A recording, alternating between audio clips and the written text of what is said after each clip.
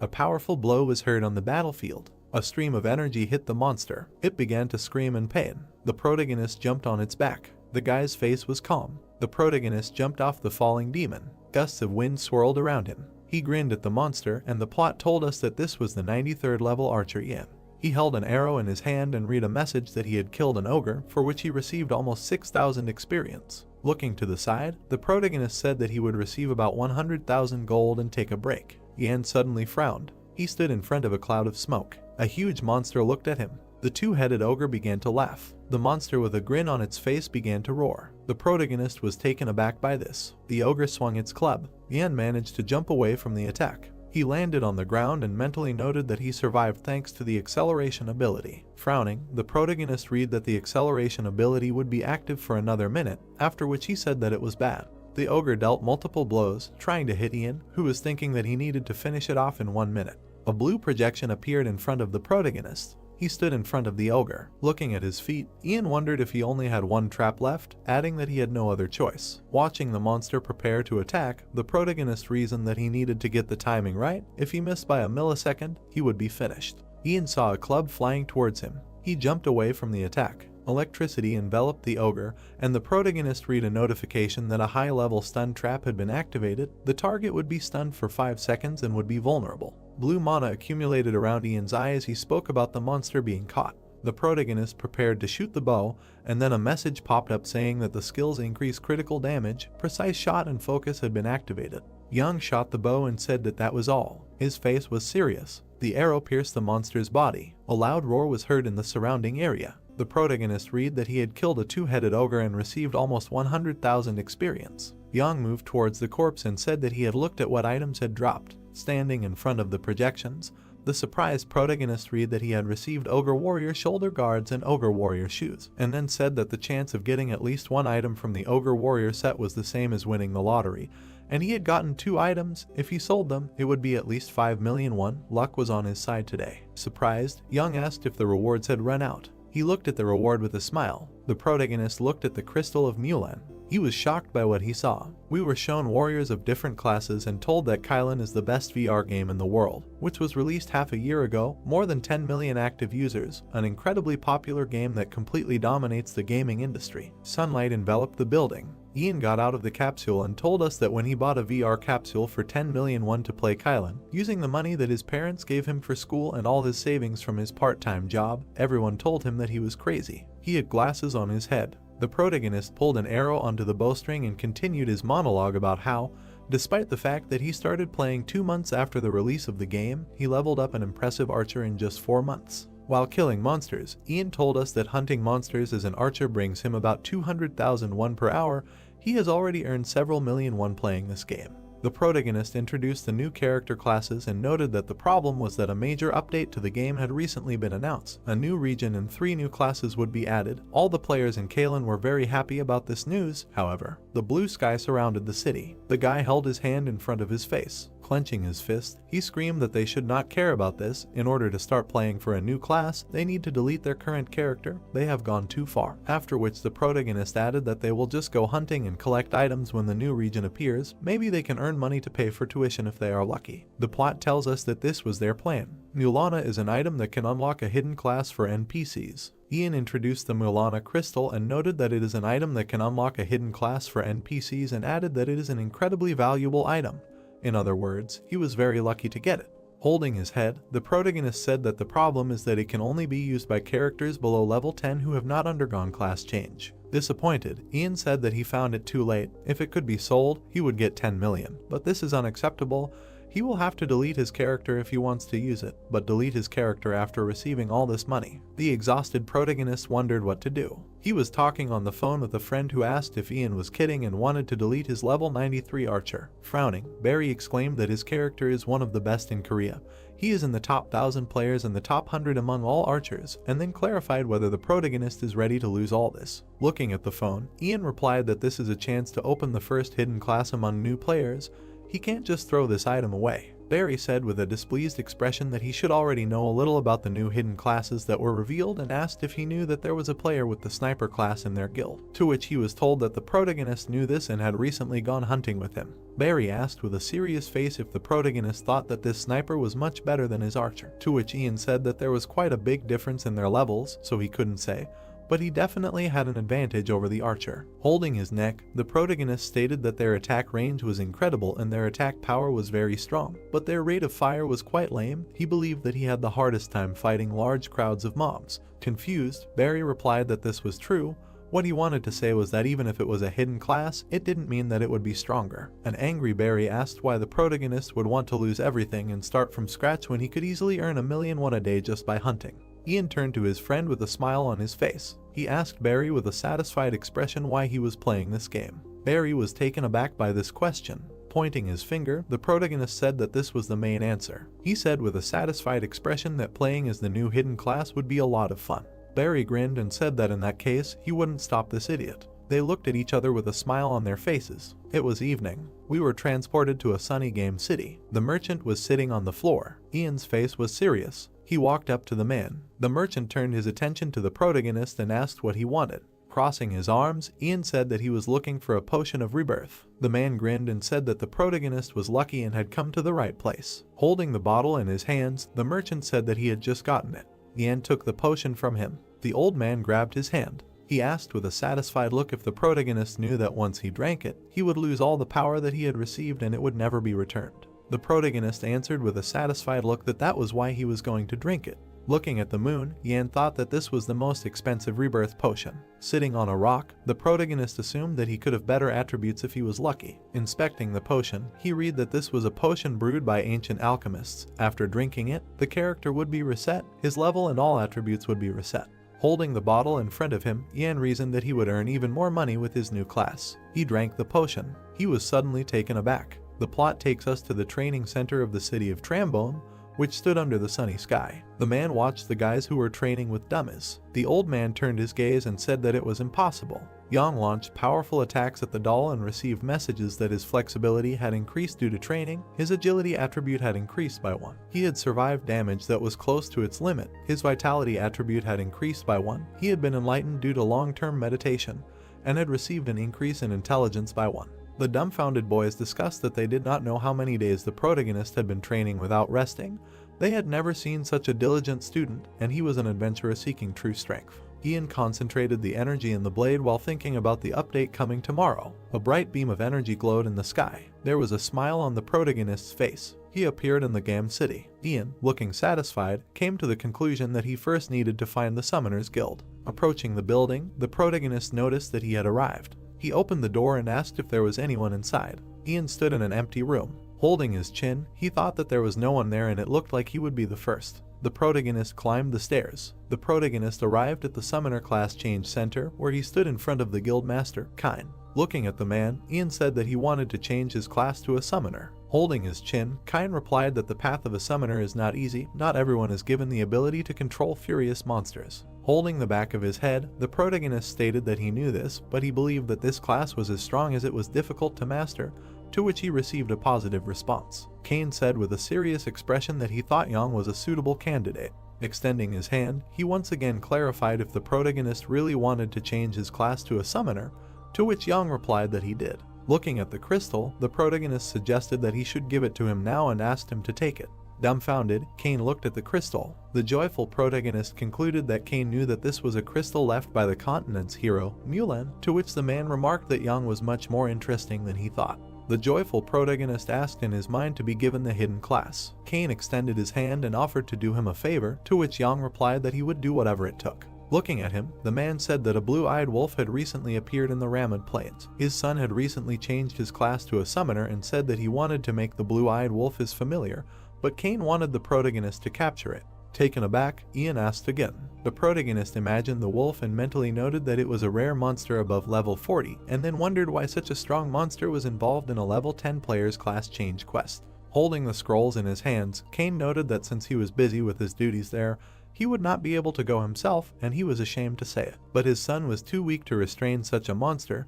He would give him 5 magical binding scrolls. Ian should tire the wolf out as much as possible and bind it with these scrolls. Cain added with a serious expression that the wolf that appeared in the Ramad Plains was still young, so it should not be too strong. A projection appeared in front of Ian, saying that the goal of the quest was to capture the blue-eyed wolf because the son of the master of the Summoners Guild said that he wanted to tame it. And it was also said that it appeared in the Ramad Plains, and as a reward, he would receive the Summoner class Monster Tamer. The surprised protagonist thought that it was a hidden class. Ian looked at Cain with a satisfied expression and said that he would bring him the wolf at any cost, and the man said that he hoped that he would return with good news. Looking at the protagonist, Cain noted that if he failed, he could immediately return to get help, and Ian thought that the quest would not be lost if he failed at once. The protagonist turned around and began to leave. Moving through the deserted area, Ian thought that the monsters in the Ramad Plains were on average level 10.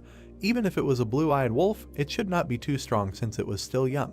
He ran at a high speed and noticed that even though he was level 10, his attributes were closer to level 30 players. He should be able to do it. A projection appeared in front of Ian while he was saying that he would take a look at this stallion. He saw what this wolf looked like. Stopping, the protagonist asked if the wolf was level 20, noting that it did not matter to him since his attributes were high, but he had to fight a level 20 on 10 anyway. He picked up his bow and asked if the hidden class quests were always this hard, adding that at least he would not have to worry about being killed in one hit, which could have happened if he was level 10. Ian prepared to shoot and said that he would start. The arrow flew towards the wolf. The arrow hit the wolf's body. It began to growl from the injury. The monster ran towards the protagonist. Dumbfounded, Ian came to the conclusion that he could die. Holding his chin, the protagonist began to think. He swung his fist. The protagonist punched the wolf in the face. The frightened wolf suddenly calmed down. Flexing his fist, Ian declared that he would beat it up first. He began to beat the monster, after which a notification appeared that the monster's health must drop to a certain level before binding. The protagonist unrolled the scroll and used bind. Holding his chin, Ian asked what he should do if he was sure that the wolf would die if he hit it again.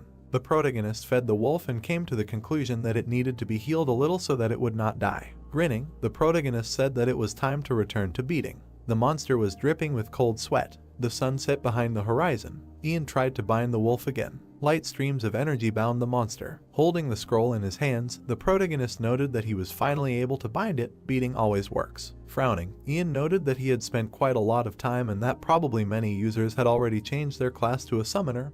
He needed to hurry. The protagonist returned to Cain and stated that the wolf was stubborn. Picking up the scroll, Ian added that he had tamed it. The dumbfounded man asked if the protagonist had tamed the blue-eyed wolf. Frightened, Cain reasoned that the first quest of a monster tamer should have been a failure, but he had succeeded and it was incredible. Confused, Ian asked if he could now become a monster tamer, to which he received the answer that this was not so and that a monster tamer was not suitable for him. Confused, the protagonist asked again. Cain stood up from the table and asked if the protagonist wanted to follow the path of a master. Smiling, Ian read that Guildmaster Cain was amazed by his potential and wanted to guide him along the path of a master. Standing in front of the projection, the protagonist mused that he had never heard of a class change quest being so rigged, and then saw a message that if he accepted Cain's offer, he could become a taming master. Smiling, Ian mentally assumed that a taming master was a much higher level than a monster tamer. After saying that he wanted to become a master, streams of energy enveloped the protagonist and a notification about the class change and new attributes appeared.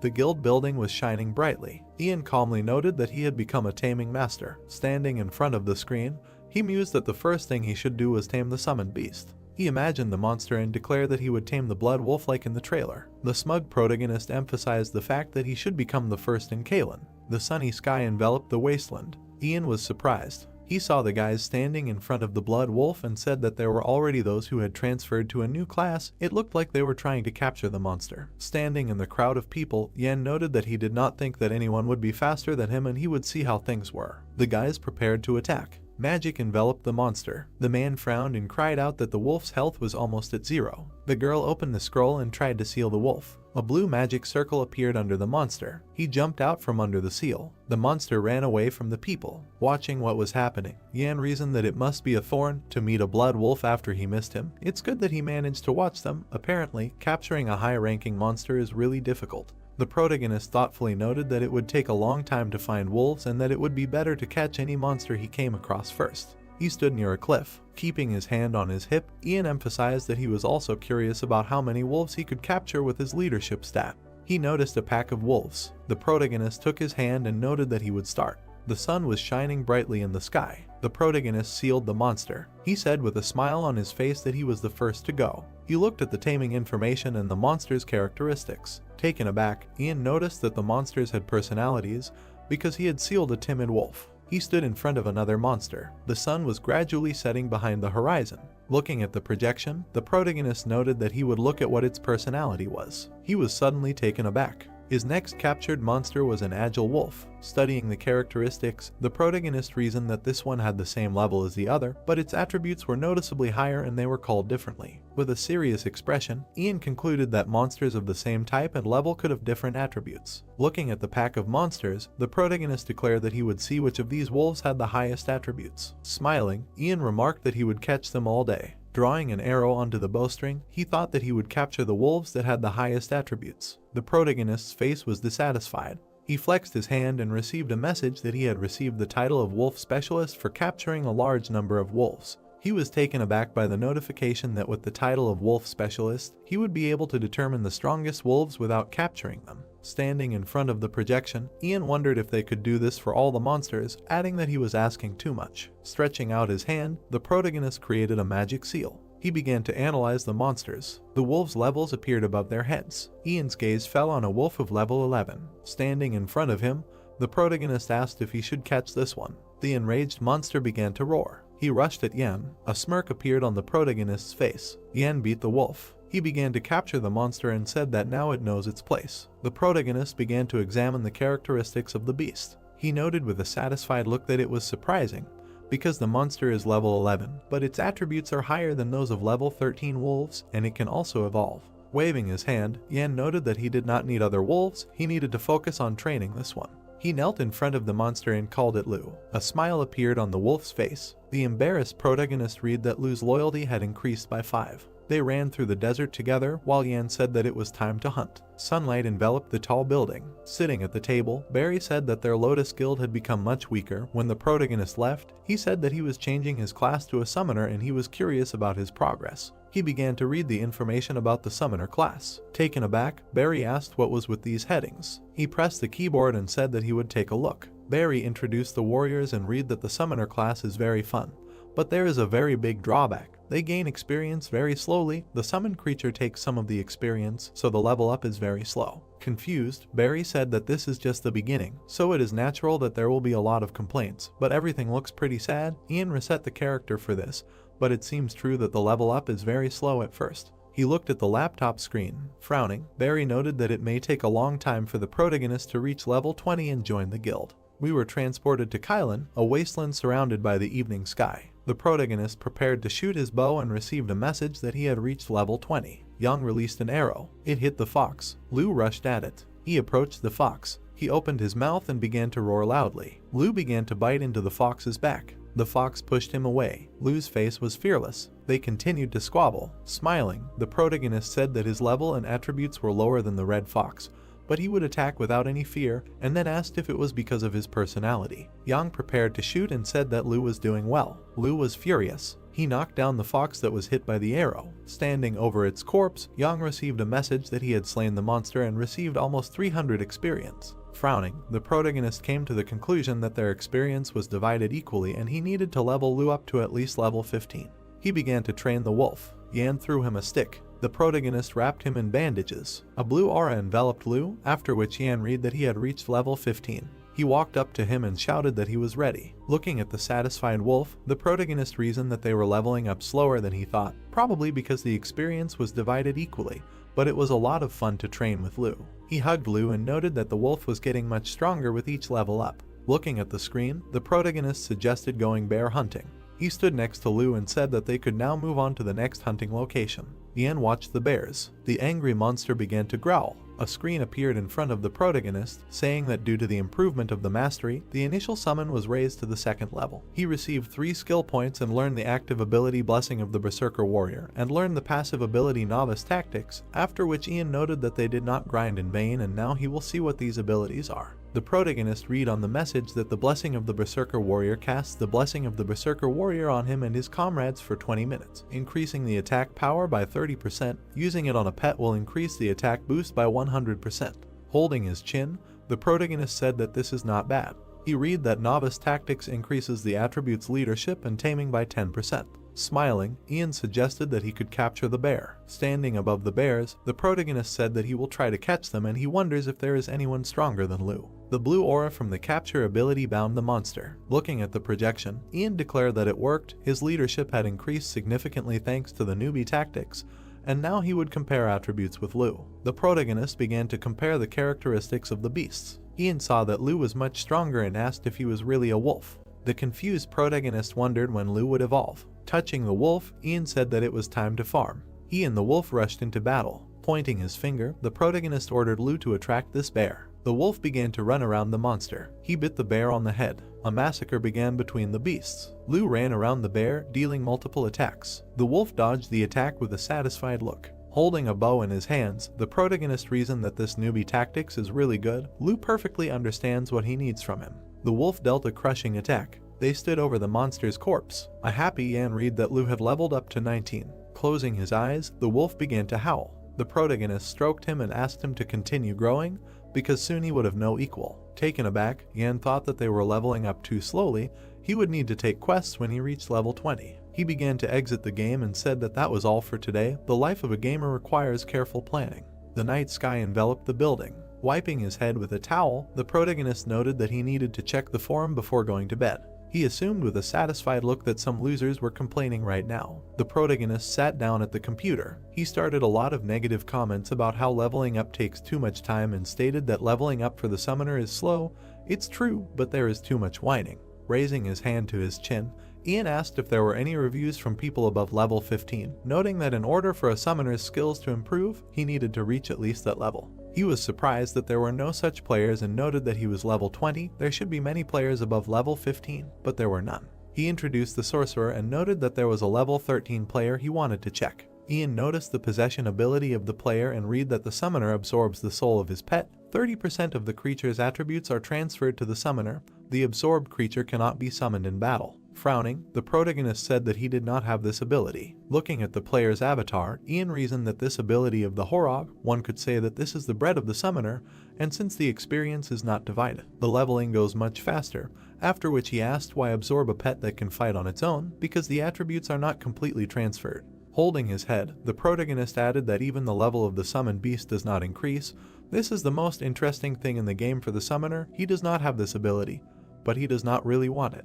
The protagonist was suddenly surprised, after which he asked if the summoner's abilities are different from his. Sitting on a chair, Yan noted that in this case, he has an ability that ordinary summoners do not have. The protagonist drank water and remembered that there is a beginner's training. Looking at the monitor, Yan said that he did not have much information, but to sum it up, he imagined throwing a stick to a wolf and asked if it was easier for him to pump up his pet if the taming master has fewer combat abilities than an ordinary summoner. Smiling, the protagonist added that he was moving in the right direction. Standing up from the table, Yan said that he should try to capture a rare or unique chair monster. The night sky enveloped the building. It was 4 o'clock in the morning. The protagonist climbed into the virtual reality capsule. He began to immerse himself in the game and noted that he would pump Lu to level 20 before the sun rose. Yan appeared in the forest. Standing next to the wolf, he declared that he would do it. The protagonist took the bow in his hands and activated the skills. They were preparing to attack the bear. The shot hit the bear. Lu pounced on him. He began to bite into the monster's neck. Lu walked away from the bear,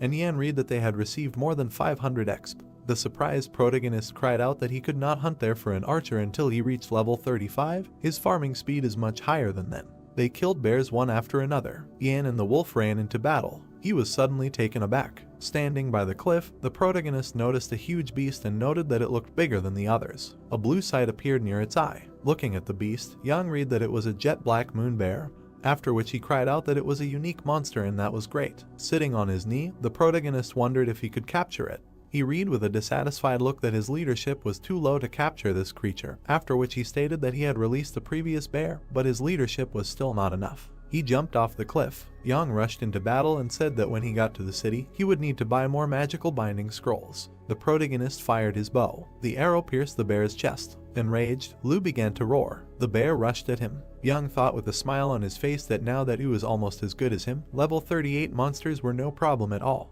The wolf dodged the monster's devastating attack. Its eyes glowed with a dim blue light. Lu grabbed the bear's neck. The satisfied protagonist read that they had defeated the bear and gained over 1,000 experience points, and Lu had now been promoted to level 20. Standing in front of Lu, Yan stated that the full capabilities of Kylan were only unlocked after reaching level 20, guild registration, dungeons, imperial quests, and so on, all required level 20. Looking at the projection, the protagonist remarked that he would look at what items he had received. He saw that he had received moon bear meat, bear hunter's warhammer, and a jet black necklace. Examining the items, Yan stated that he had never seen such an item before. He noted with satisfaction that he was using an identification scroll and asked for an appraisal of his necklace. A pink aura enveloped the pendant. A message popped up about the item, that the coal black necklace is a necklace of unknown origin, made of obsidian, as black as the depths, looks insanely expensive. The joyful protagonist shouted that he had a good necklace from the auction, but this is much better, his first good loot since the reset.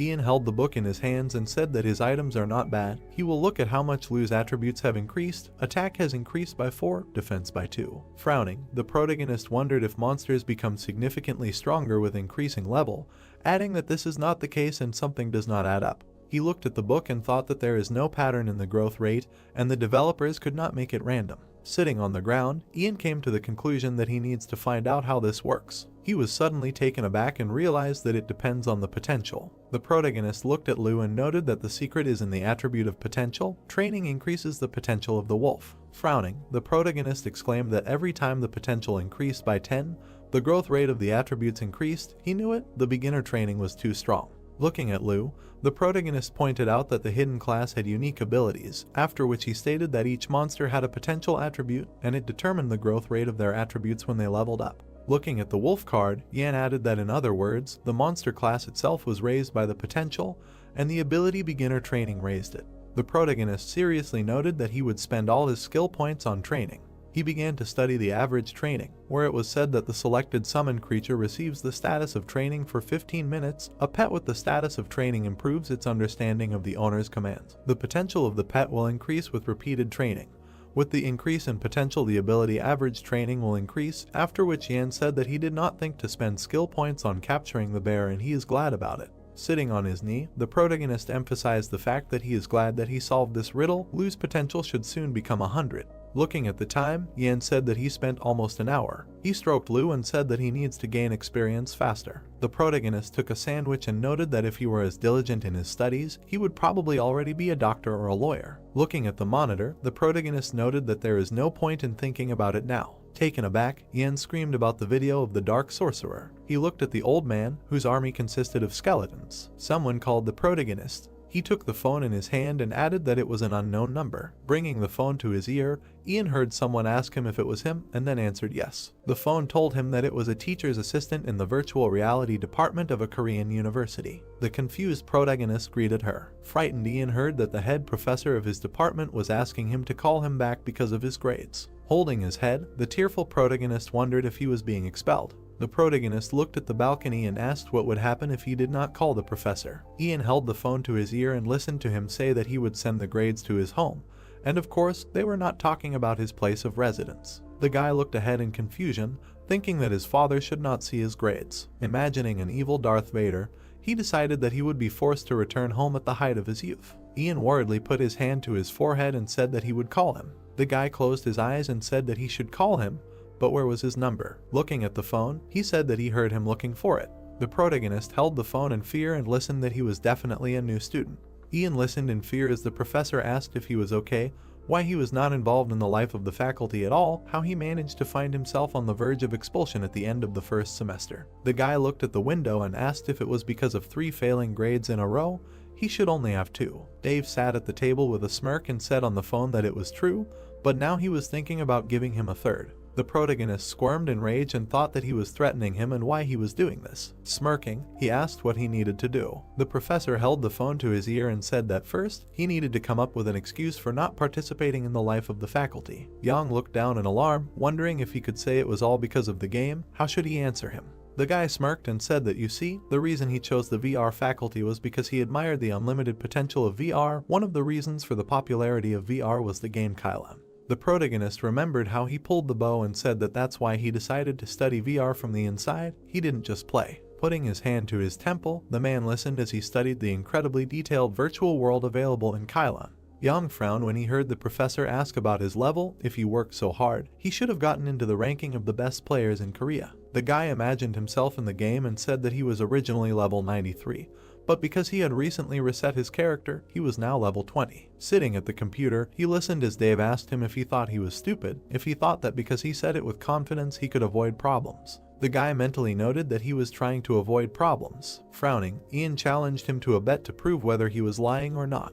The professor held the phone to his ear and told him to continue. He sat at the table and asked if he was really going to try to reach level 93 before the next semester. The protagonist gritted his teeth and asked if he could reach level 93 before the semester started, wouldn't that prove he had it? Smiling, the man replied that of course he sometimes plays killing himself. If he succeeds, he will solve his problems with his studies, but if he fails, he will not only retake the exam, but Dave will also talk to his parents about his future. Ian looked away in alarm, hearing that he should participate in the life of the faculty. The man held the phone to his ear and said that if the guy wins the bet, he will give him a pass in his subjects regardless of attendance. The protagonist happily looked ahead and clarified whether he would keep his word. He clenched his fist with a smile and said that he will try his best. The guy climbed into the virtual reality capsule. Ian stood in the stream next to the wolf. He looked at Lou and called him. Stroking the wolf, the protagonist said that they will have to work hard. The protagonist raised his head and said that he was planning to get his previous level back before the end of the semester anyway. And since he avoided retakes, he would be able to do it, and he would also get credits without attending. He would definitely do it.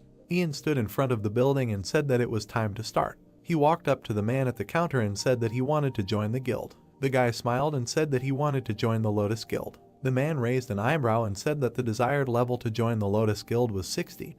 He could place his request to join, but he was not sure if they would consider it. Did he really want to continue? The protagonist smiled and thought that the guild leader was his best friend and he was close with all the main members, so it did not matter. The man looked at him with a smile and said that he placed his request to join. He would be automatically registered when the guild master accepted. The guy looked at the screen and asked if he should message Barry so that he would accept the request. Putting his hand to his lip, Ian said that he was offline. Well, not that he was in a hurry, he would accept it anyway. The protagonist dissolved into space and thought that he needed to go to the auction house next. He needed to buy equipment. He looked at the glowing building and said that this was the advantage of being a successful beginner. He would change all the equipment for the best items he could find. The guy crossed his arms in the room and said that the bonus attributes of the summoner class did not add to his combat attributes, but to the attributes that help with summoning, such as taming. Sooner or later, pets will become his main power. He looked at the weapon and asked if there was something here that would improve the attributes of his pet, for example, an item enchanted with strengthening. Ian looked ahead in surprise. A window popped up with information about the bandage of Mother Nature. The protagonist tapped the screen and said he would definitely take it. Looking at the bandage in front of him, he said that summoner items were finally on sale. Maybe there were more Mother Nature items for summoners. The guy looked at the screen with a smile and said he would look for Mother Nature. He was surprised and cried out that there were more. The system showed Mother Nature's staff, which gives improvements to pets. Putting his hand to his chin, Ian said that this was a dilemma. He uses a bow. The protagonist stretched out his hand to the item, saying that he would buy it. He can't use a bow forever. He raised his hands in front of the weapon on the screen and said that it was still quite early, but it would be nice to get used to a different fighting style. The guy stood with the staff in his hands and thought about how strange it felt to hold it. Summoning a wolf, Ian said that the average training works even in cities, so it is better to use it on cooldown. Smiling, he said that it was time for quests. We see a street in the city where a stranger was shouting that this guy is a summoner. Girls were standing in the crowd near the protagonist and said that his pet is a pathetic wolf. It probably has a low level.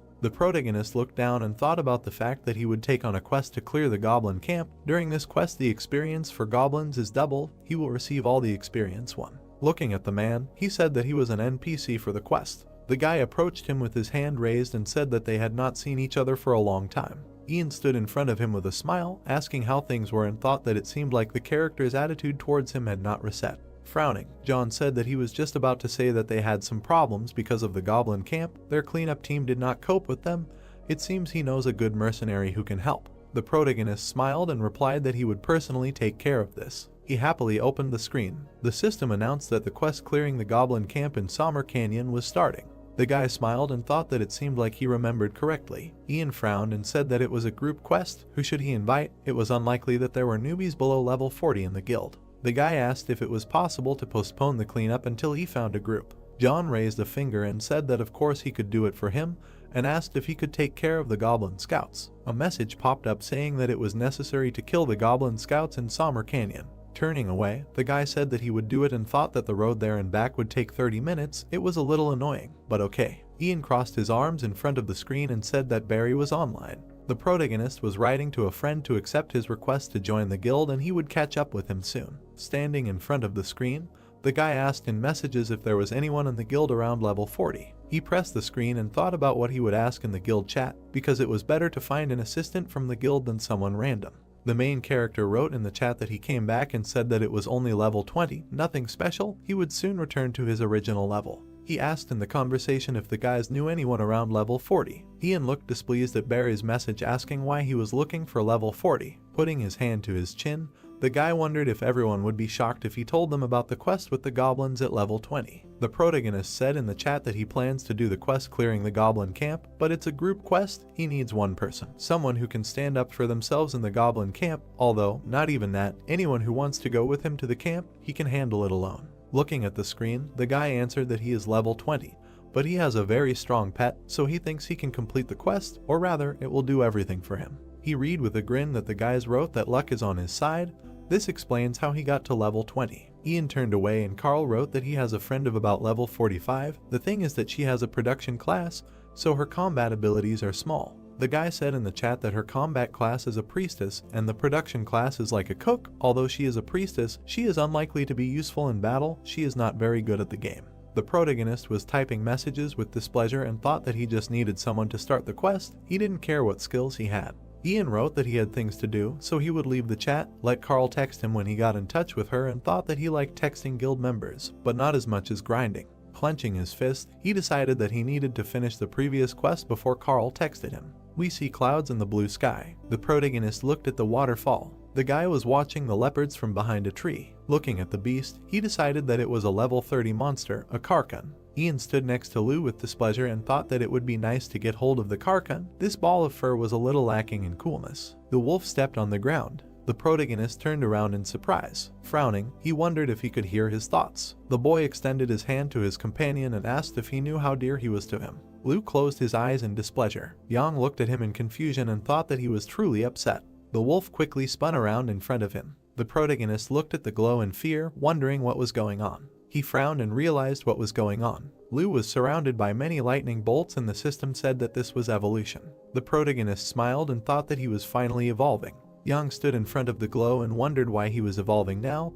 What was the requirement for evolution anyway? Smiling, he thought that his potential had reached 100, his appearance would change if he evolved. The boy stood in front of the wolf and thought that it would be great if it became bigger so that he could ride it. There was a flash in the middle of the forest. Lou stood on the ground menacingly. The protagonist looked at him happily. The wolf walked forward and the system reported that it had evolved into a wolf with a blood-red mane. A window popped up informing him that his skill level had been increased as a result of pet evolution. Raising his hands in front of his companion, the boy laughed. The wolf happily approached his master. Ian stroked Lou with a smile and said that he loved him. The system showed the wolf's characteristics. The protagonist happily looked at the screen and thought that the rank had changed from common to rare and that he could still evolve. Would his rank change to unique if he evolved again? The guy stood in front of the screen laughing and thinking that this class was definitely some kind of abnormal. He happily stroked the wolf and said that he would not choose a Korkan even if there were a million of them.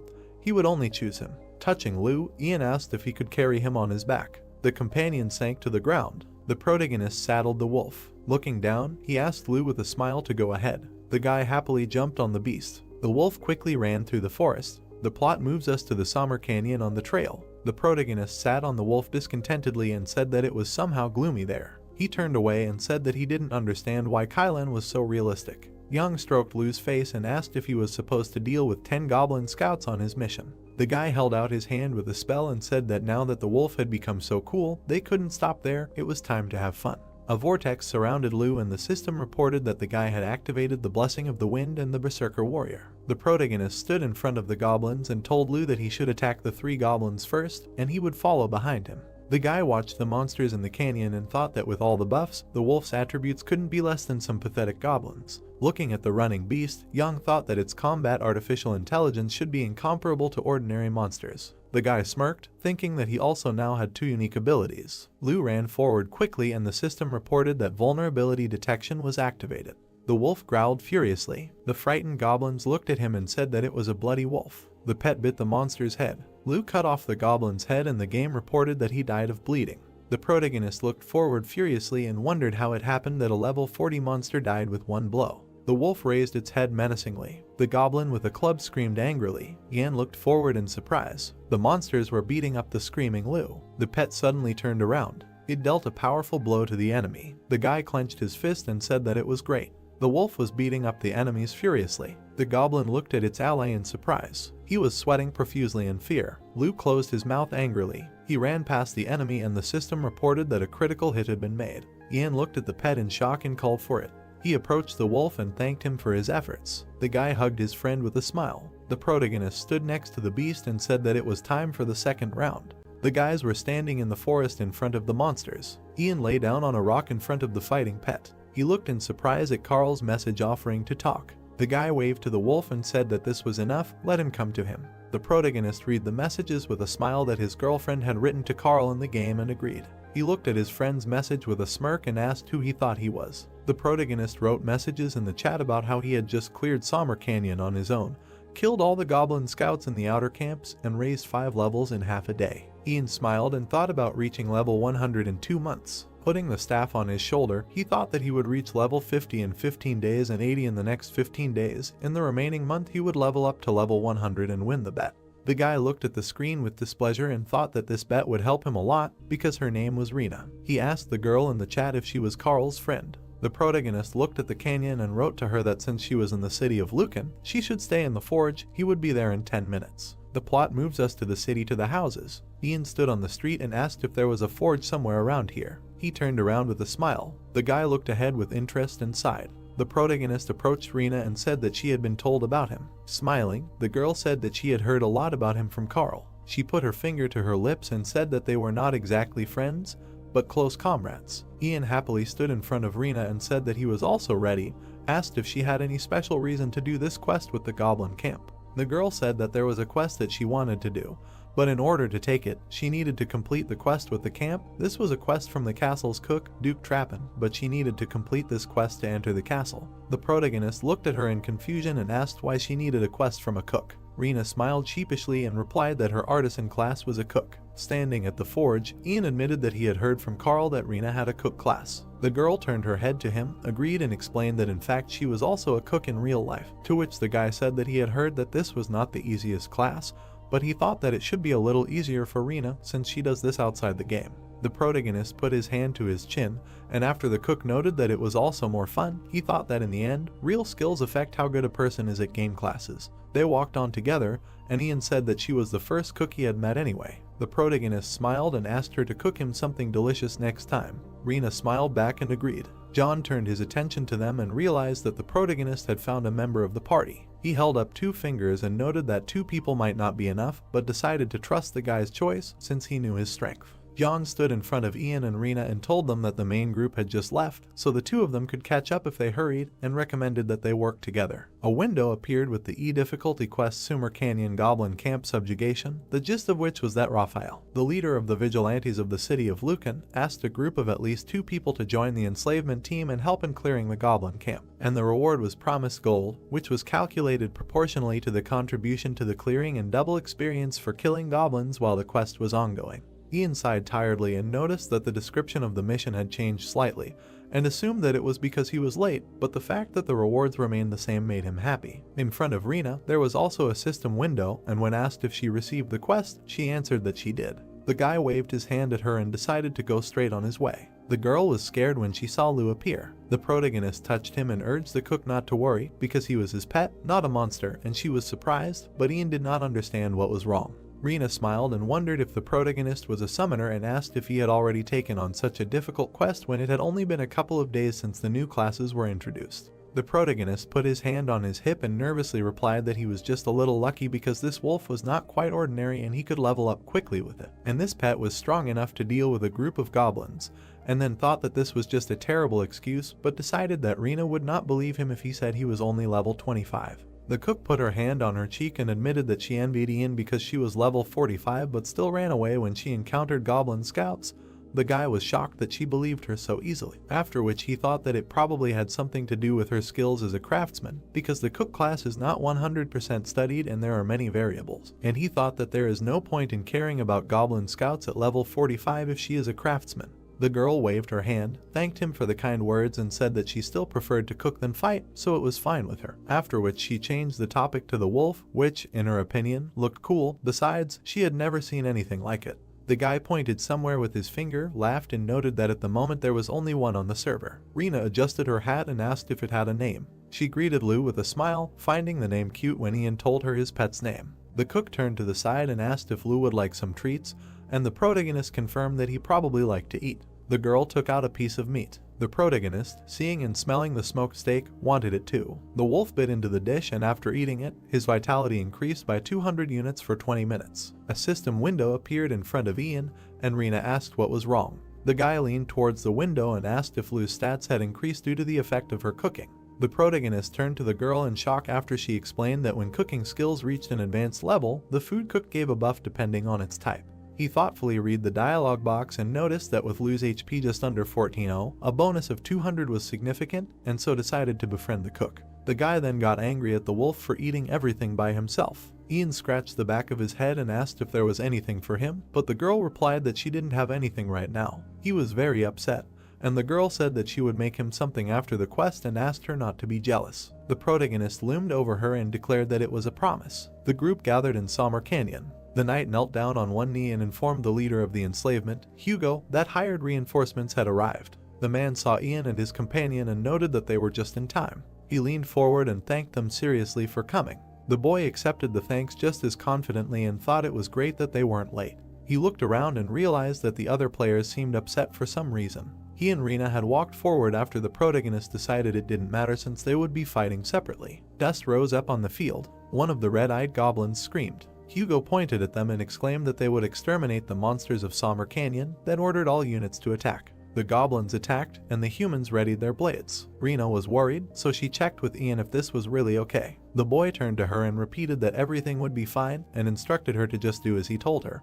But the cook was unsure since he was supposed to be the only fighter on the cleanup team's side. The protagonist placed his hand on his belt and noticed that the girl would actually be useful as well, as her shield attack dealt quite a bit of damage, remembering that due to Rena's fear. Her shield skills were very well developed. He looked ahead and came up with a simple plan where the girl would tank the damage and he would deal it, deciding that her level was relatively high in the goblin camp. The guy's eyes sparkled and he also thought that Rena's mastery of the Shield of Brightness was comparable to a level 60 skill, meaning that she was not afraid of death. Ian glanced at the cook and considered that as soon as she attracted more goblins, he and Lou would take all the experience, and since she was here with him, the guy decided that he could make the best use of her because she was essentially a meat shield. The girl smiled at the protagonist and said that she trusted him. The protagonist approached Lou and advised him to trust the wolf instead of him, after which he thought that with this plan, Rena would also gain a lot of experience if she didn't die. But the probability of her dying was 0. He frowned and tried to convince himself that it wasn't because of the cook's incredibly delicious cooking. The goblin jumped on them. The girl surrounded herself with a shield. The monsters began to attack the barrier, and when he asked how much longer she could hold out, Rena told Ian that he shouldn't worry and said 10 minutes. The protagonist smirked and noted that the cook was better than he thought, and assumed that he was too worried about someone level 40 because she was fine. Lou rushed into the crowd of goblins, gaining experience for killing them, despite the fact that they are much stronger than the goblin scouts, and even considering that the experience is divided between the 3 of them, Ian decided that he had too much of it. The protagonist was shown 2 messages about leveling up to 26, then 27. He smiled greedily and remarked that it was amazing. Bare steep cliffs. A guy saw the protagonist beating up goblins and wondered who he was. He was nervous and surprised because the protagonist looked like a summoner but was already high enough level to be here. Edward touched his head and motioned for Luke and Greta to come and look at this, and his friend asked what was going on. The guy pointed to the ongoing battle and clarified what they thought about it. Greta closed her eye and said that it was a summoner, but Luke realized that was not the problem and remarked that to hunt here, the protagonist had to be at least level 40, but his wolf's combat abilities looked like level 60. Edward raised a finger and added that the summoner class was released not long ago, so he did not believe in level 40 and thought that the protagonist was level 20 at most, and the girl agreed with him. Luke frowned and remembered reading on the forums that the verified top 1 player had reached level 17 or 18. Lou threw a few more monsters, and their group wondered what kind of wolf the protagonist was using. Luke assumed a thoughtful pose and suggested that it could be an artifact with summoning magic. Edward snapped his fingers and said that he had an idea about that. He smirked and explained that looking at the fight between Ian and Rena, one could conclude that they were newbies. Plus, he thought the protagonist did not have offensive spells since he used his staff in hand-to-hand combat. His comrades tensed up and Greta suggested that Edward was suggesting that they become player killers. Luke extended his hand towards her and nervously asked her not to be so loud, and she apologized. The girl folded her hands on her stomach and asked the party leader if he was being too rash, and thought that it was not worth it if they did not get good equipment after killing them, since the penalty for killing a player was quite severe and it would not be easy to restore the lost reputation. Edward raised his fist and urged them to think about it again, and calculated that one magic summoning artifact would bring them at least 20 million gold, which was 6-7 million for each of them. Luke stepped forward and exclaimed that this amount of gold exceeded 40 million won. The party leader put his palm forward, noted that this was true, and thought that if they did not do it now, they would not have to worry about their equipment until at least level 80, and then asked the guys if they really wanted to miss this opportunity. He raised his finger and added that he also had a brilliant plan. Lou growled, beating up a few goblins along the way. Ian opened the system window and found out that he would soon reach level 30, and wondered what 2 class skills he would get, considering that players gain them every 30 levels. He clicked on something on the screen and read that the forum said that these abilities were 100% random, but in fact, he knew that this was not true and one of them would be related to the most advanced skill. The protagonist looked closer at the skill tree and added that the second ability would definitely be random. He smiled and already decided which ability would be best for him. The dialog box gave a description of the active skill of level 3 medium training, which imposes a temporary status training on one of the pets, during which the animal better understands the orders of its owner and has several additional buffs. The goblin missed when he tried to hit the protagonist, who at that time noticed that this skill increases potential and assumed that he would get one ability related to it.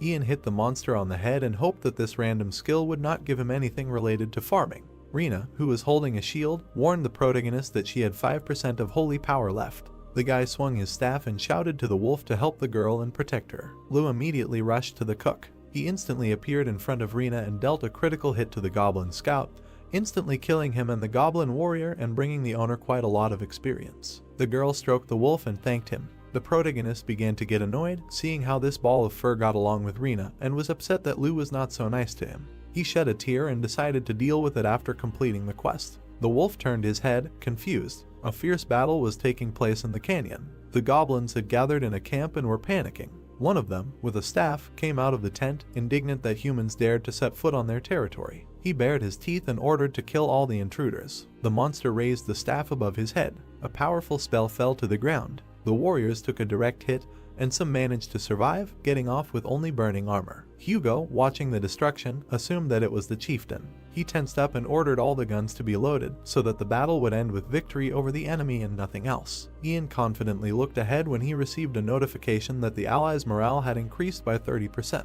The warriors ran forward with enthusiastic cries, receiving a 10% stat buff for 20 minutes. The protagonist waved his staff forward and motioned for Lou to attack. The wolf easily killed several goblins. The chieftain stared at this in shock. Lou was running towards him. The goblin chief spread his arms and exclaimed that Lou was just a beast raised by humans. The next moment, the wolf dealt him a critical blow. The chieftain's shoulder exploded, and the system reported that his health had been reduced by 0.7% of his total health, and that he would take periodic bleeding damage for 10 seconds. The leader of the enslavement raised his fist and called for a joint attack, then roared. Projectiles approached the chieftain from all sides. The ground exploded. Smoke billowed out. A battered goblin emerged from the smoke, and the system warned that he had 30% of his total health left. The chieftain opened his mouth wide and screamed, and the system explained that he had received the berserker status. His tongue lolling out, he went on the attack. Yang gritted his teeth, dodging his blow. He turned his attention to what was happening in front of him.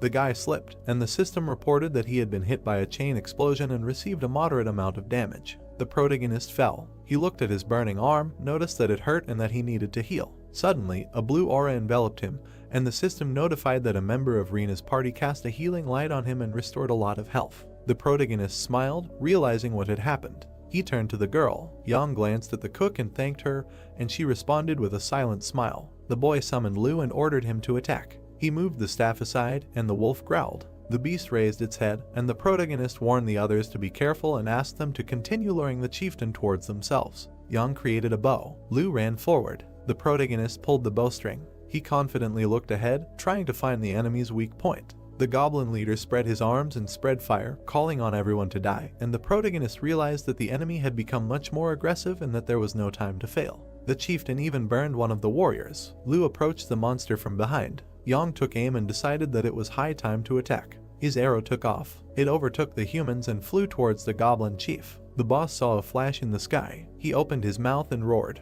The arrow pierced him through. Then it stuck into the ground. The chief fell, shrouded in white flames. The beaten warriors frowned, not fully understanding what had happened and whether the enemy was dead. But then the system congratulated them on killing the goblin chief and completing the goblin camp quest. They raised their hands and weapons up, happy that they had done it and completed the quest. The protagonist looked to the right and read the messages he had received about defeating the boss, gaining a huge amount of experience, increasing fame due to making the greatest contribution, and completing the quest condition of subjugating the goblin camp. The guy looked at the windows in front of him, announcing his promotion to level 30. He saw a special red message warning about the opening of class skills, as well as the unlocking of the special skills assign a skill to summon and spatial distortion, which caught his attention. Hugo distracted Ian from his thoughts. He extended his hand to the protagonist, said his name and thanked him. They shook hands and the man said that they did not suffer serious losses thanks to the protagonist, and therefore considered himself in his debt. The guy replied that they succeeded only thanks to the bravery of Hugo's guys. The leader of the enslavement glanced over their backs and urged the guys to be careful when returning. He turned to his subordinates and loudly wished them luck. The man raised his fist and shouted that they had completed their mission and that it was time for them to go home. Ian patted Lu, sighed and was glad that it was over. He sat down on the ground and decided to take a look at the new skills. The guy read the description of the skill assign a skill to summon, which, as he expected, was related to potential. He folded his arms and thought about giving the skill assignment to Lu, and then wanted to check its potential. The protagonist put his hand to his chin and noticed that the wolf's potential was only 6, while it took about 100 to evolve. He put his hands on his hips and decided that he should give the pet an ability to increase this stat. Ian sat down on the ground again and thought that he needed to help Lu evolve as soon as possible, but he knew that it would affect his skills. He looked at the description of the second skill, spatial distortion, which allows you to swap places with your pet, which is desirable to activate without taking damage during use. The protagonist looked down and noticed that it was a little disappointing that he did not get an attack or slowing skill, but he figured that it would definitely come in handy in battle, so he was pleased with such cool skills. Rena raised her hand and called out to Ian. She bowed, thanked the guy and said that they won only because of him. The protagonist waved his hand and praised the cook, who, in turn, said that she could not have done it without the guy. Lu approached them, and the protagonist called for thanks to him because it was he who did the main work. The girl turned away and admitted that she was very surprised at how strong the wolf was when she saw him in action. She approached Lu and thanked him for today. Ian turned around, noticing someone approaching. Edward and his guys approached and apologized, and the protagonist wondered who they were and why they were here. The guy who came up extended his hand and said that he was glad to meet him, after which he said his name and admitted that he was too busy with the quest, so he did not have the opportunity to meet the protagonist. Ian shook his hand and introduced himself. He thought about it when Edward offered to join his group and complete a couple of quests. The guy smirked and said that they knew about a hidden quest that was a continuation of the mission to conquer the goblin camp, and the protagonist assumed that he was talking about the priest's quest. Ian frowned and thought that he hadn't planned on doing it because of its difficulty, but now his level was much higher. He looked closely at Edward, not understanding why these guys, 2 of whom were at least level 50, needed him, because there was a big difference between them. The protagonist tilted his head and pretended to be interested in the hidden part of the quest, but in fact he decided that something was wrong and that more information was needed. Edward looked Ian in the eye and explained that this was a quest to kill the goblin priest, whom they found in the tunnel behind the barracks and who only needed to be killed. But he was afraid that even though the priest was much weaker than the chieftain, the 3 of them would not be able to handle it. He put his hand forward and shared his thoughts about the protagonist having a powerful summoning artifact, and thought that if he and Rena joined them, they would definitely cope. Ian smiled slyly when he realized that the 3 thought that he was using the artifact. He smiled wider, realizing that since artifacts were very expensive, these players wanted to kill him to make a lot of money for themselves. The protagonist put his hand on his hip and stated that he understood everything and that he agreed to help the guys, thinking that it would be nice to have fun with these idiots. Columns of smoke rose above the canyon. Ian and Rena frowned and looked ahead, and then contacted in a private chat. The girl, without turning to the protagonist, asked why he was writing, and the guy warned her that she should be ready. The guy turned to the suspicious guys and noted that it sounded great, but asked them to wait while he consulted with his girlfriend. Edward smiled and said he agreed. Ian turned to Rena and asked her what she thought about what she heard. The cook silently looked at the guy who wrote in the chat that the three seemed to want to kill them, and then asked if he thought they encountered player killers. Ian looked seriously at his companion and sent a message that they were probably going to kill them after the fight with the priest, but thought that they were not really interested in Rena. The protagonist glanced at Edward, and the girl in the chat asked Ian what they should do, and immediately agreed to play along when he asked. The cook turned to Greta and the guys and said that there was no reason to refuse, because this was a secret mission, which meant that everyone would benefit. The villain gave a thumbs up and exclaimed that this was great, thinking what idiots his victims were. Ian turned his head to his friend, who asked what the plan was, after which he replied that there was no need to worry and that everything was already thought out. The guy looked ahead, his eyes sparkled, and decided that they would have a wonderful time. Edward was playing with the fire with a grin, Greta glanced at the guys, and Luke had a predatory expression on his face. The man was sitting on a high cliff. He stretched and noticed that the air in Kylan was very refreshing.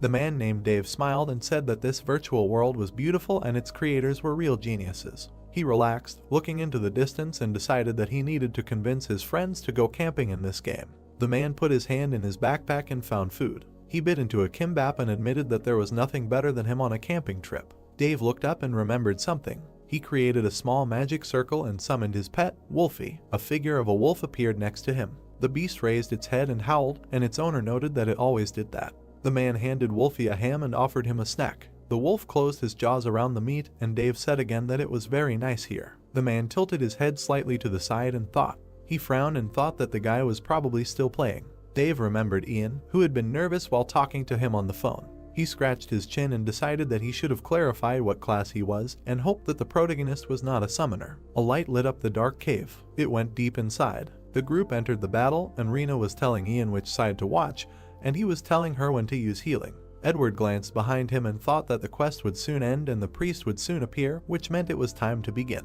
His plan was to attack the protagonist from behind while he and his friend fought the mini-boss. He imagined himself standing on a mountain of gold after obtaining an artifact worth tens of millions of won. Ian saw Edward's stupid smile and thought he was an idiot for not even being able to hide it.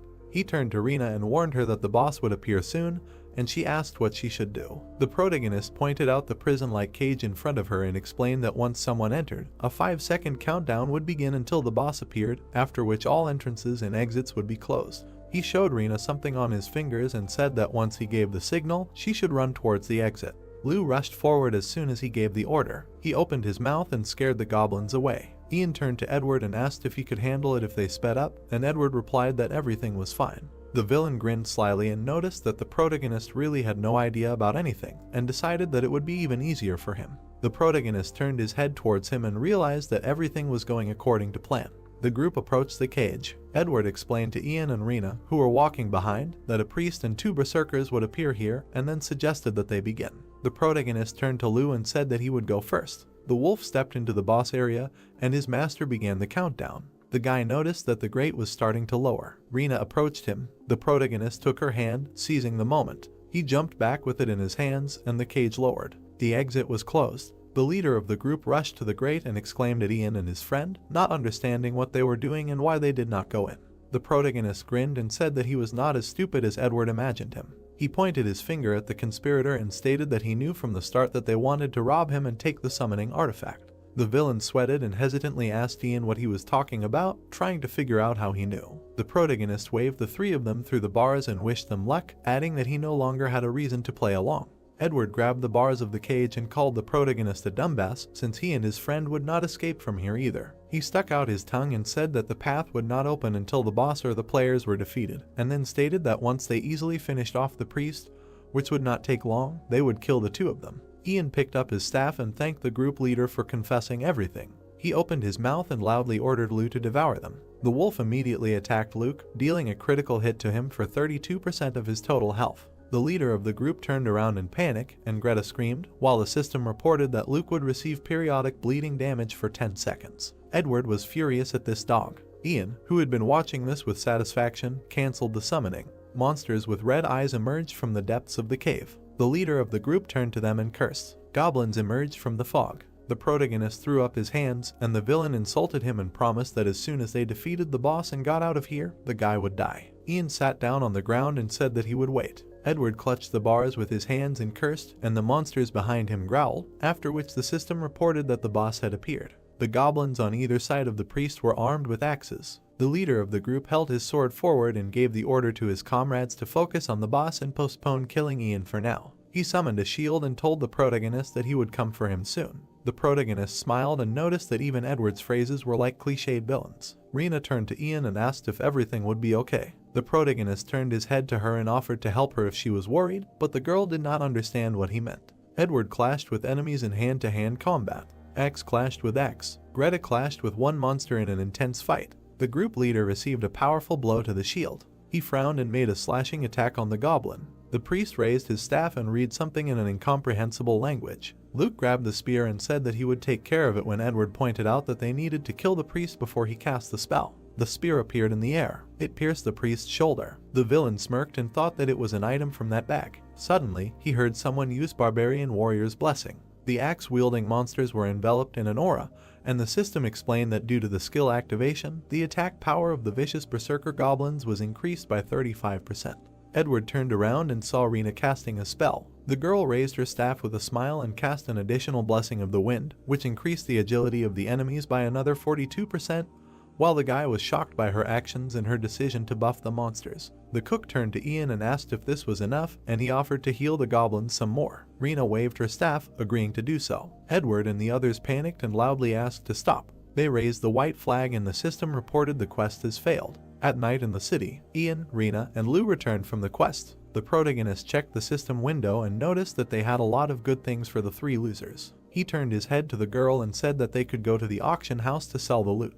Rena became nervous, looked away, and thanked the protagonist for completing the task thanks to him and for the large reward she received. The guy extended his hand to her and thought that she deserved it, but admitted to himself that he did not think that they would receive an expensive necklace of a goblin priest. He imagined a gold pendant with stones and was a little upset that they had to split the proceeds, but decided that everything was fine because he had other items. Ian scratched his cheek, remembering Rena's reaction to this, and although he did not expect that she would like it so much, he thought that it was worth it. The cook looked at the protagonist with bewilderment, who suggested that they hurry to the auction house. So, the three of them went on. A tall, narrow building. The shopkeeper put a bag of money on the counter. Ian happily picked it up, received a message about purchasing 660,000 gold, and noticed that they were all sold at a high price. He took a coin out of the bag and concluded that the auction house commission had already been deducted from his profit.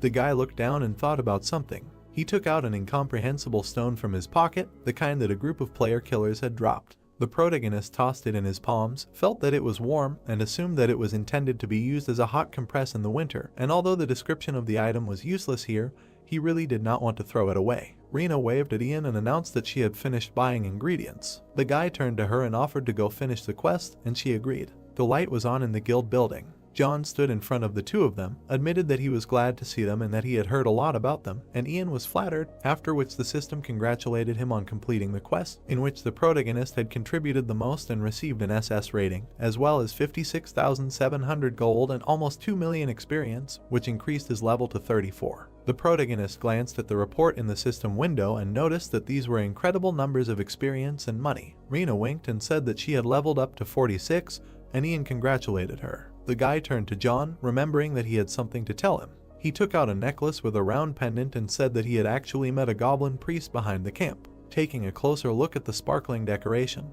the guildmaster was very surprised and admitted that it was truly incredible, after which the system notified the protagonist about completing the quest with a B+ grade, receiving almost 700,000 XP and raising to level 35. Ian grinned, happy about another leveling up. John smiled at him and said that the enslavement team had been tracking him for a month and asked how the two of them found him, to which the protagonist replied that he was just lucky. The man reached into his pocket and decided that this could not be simple luck. He took out a scroll and declared that Ian had the right to do this. The protagonist tensed up, seeing the glow. The scroll opened and embers flew off it. The boy read the message that appeared in front of him about receiving a recommendation for checking the mercenaries of the Lucifal Empire, which was another reward for the quest. John handed the document to Ian and explained that with it he would be able to pass the exam for a mercenary in the Empire, and advised him to go to Mulan, as he saw great talent in the protagonist. The protagonist looked at the scroll in his hand, thanked the guildmaster and promised to definitely pass the exam, but in fact he decided to take the paper only in case he stopped by Mulan.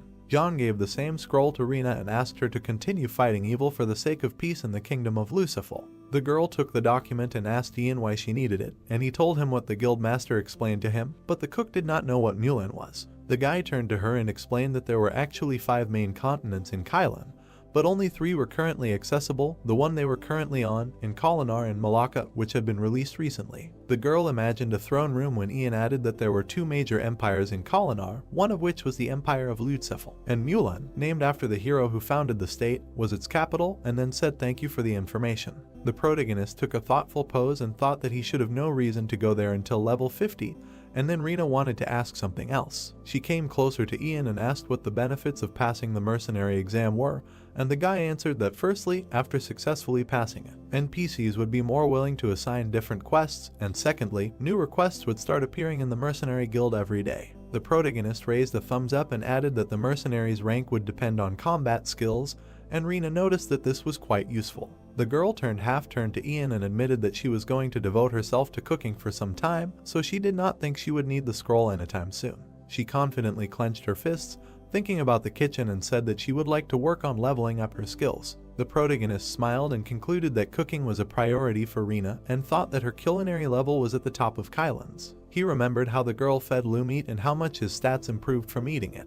The guy, being in the real world and checking the forums, did not notice a single mention of this type of leveling, which once again proved that the production class was underestimated. Ian scratched the back of his head and asked his friend how well she knew about cooking, and the girl thought for a while. She gave him a thumbs up and admitted that she was an advanced level 1. The protagonist was shocked, as he knew that even for a blacksmith, the most popular artisan class, the highest level currently was advanced 3, while Rena thought that she had to work much harder to master more complex skills faster. He smirked and concluded that if this girl was at that level, she was definitely among the best players, and said that he had heard that leveling up an artisan was very difficult, and called Rena simply amazing. The girl blushed, looked away, and thanked Ian, and then hoped that he would keep his promise when he asked her to write if she needed help again.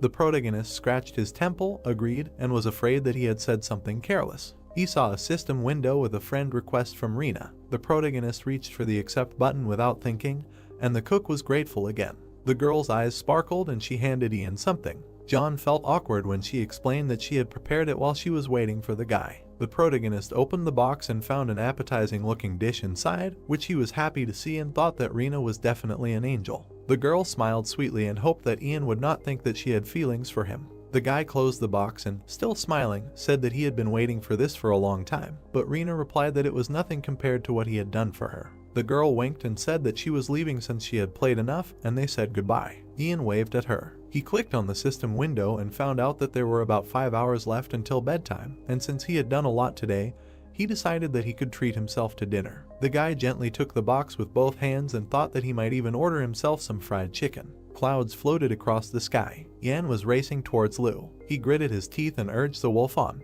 The pet left furrows in the ground, but his master wanted to get there faster since they were running out of time. The protagonist was visibly nervous, since the delivery was late and he had spent more time than he expected. The sky suddenly stopped moving. Yan pointed to a ship in the harbor for Lu. The wolf raised its paw and growled approvingly when the guy said that they needed to get to that ship dock. The protagonist looked ahead tensely and remembered that he had been here before, but it was a long time ago, and this time his goal was to get to the island of the deep to summon the ice golem. They ran along the wooden scaffolding, and Yan showed Lu the direction. The ship raised its anchor, but the protagonist thought that they still needed to do this. He held on tightly to the wolf's fur. The pet ran as fast as it could, and its owner urged it not to give up and not to stop. Lu jumped. They both ended up in the air. The ship's crew was shocked by what they saw. The wolf didn't reach them. It was too far. Ian pushed off his pet's mane. It soared into the air. Then he looked at Lu and cancelled the summoning, after which he stood on the deck. The guy adjusted his cloak, sighed, and noticed that he had barely made it. The crew members looked at him with their mouths open.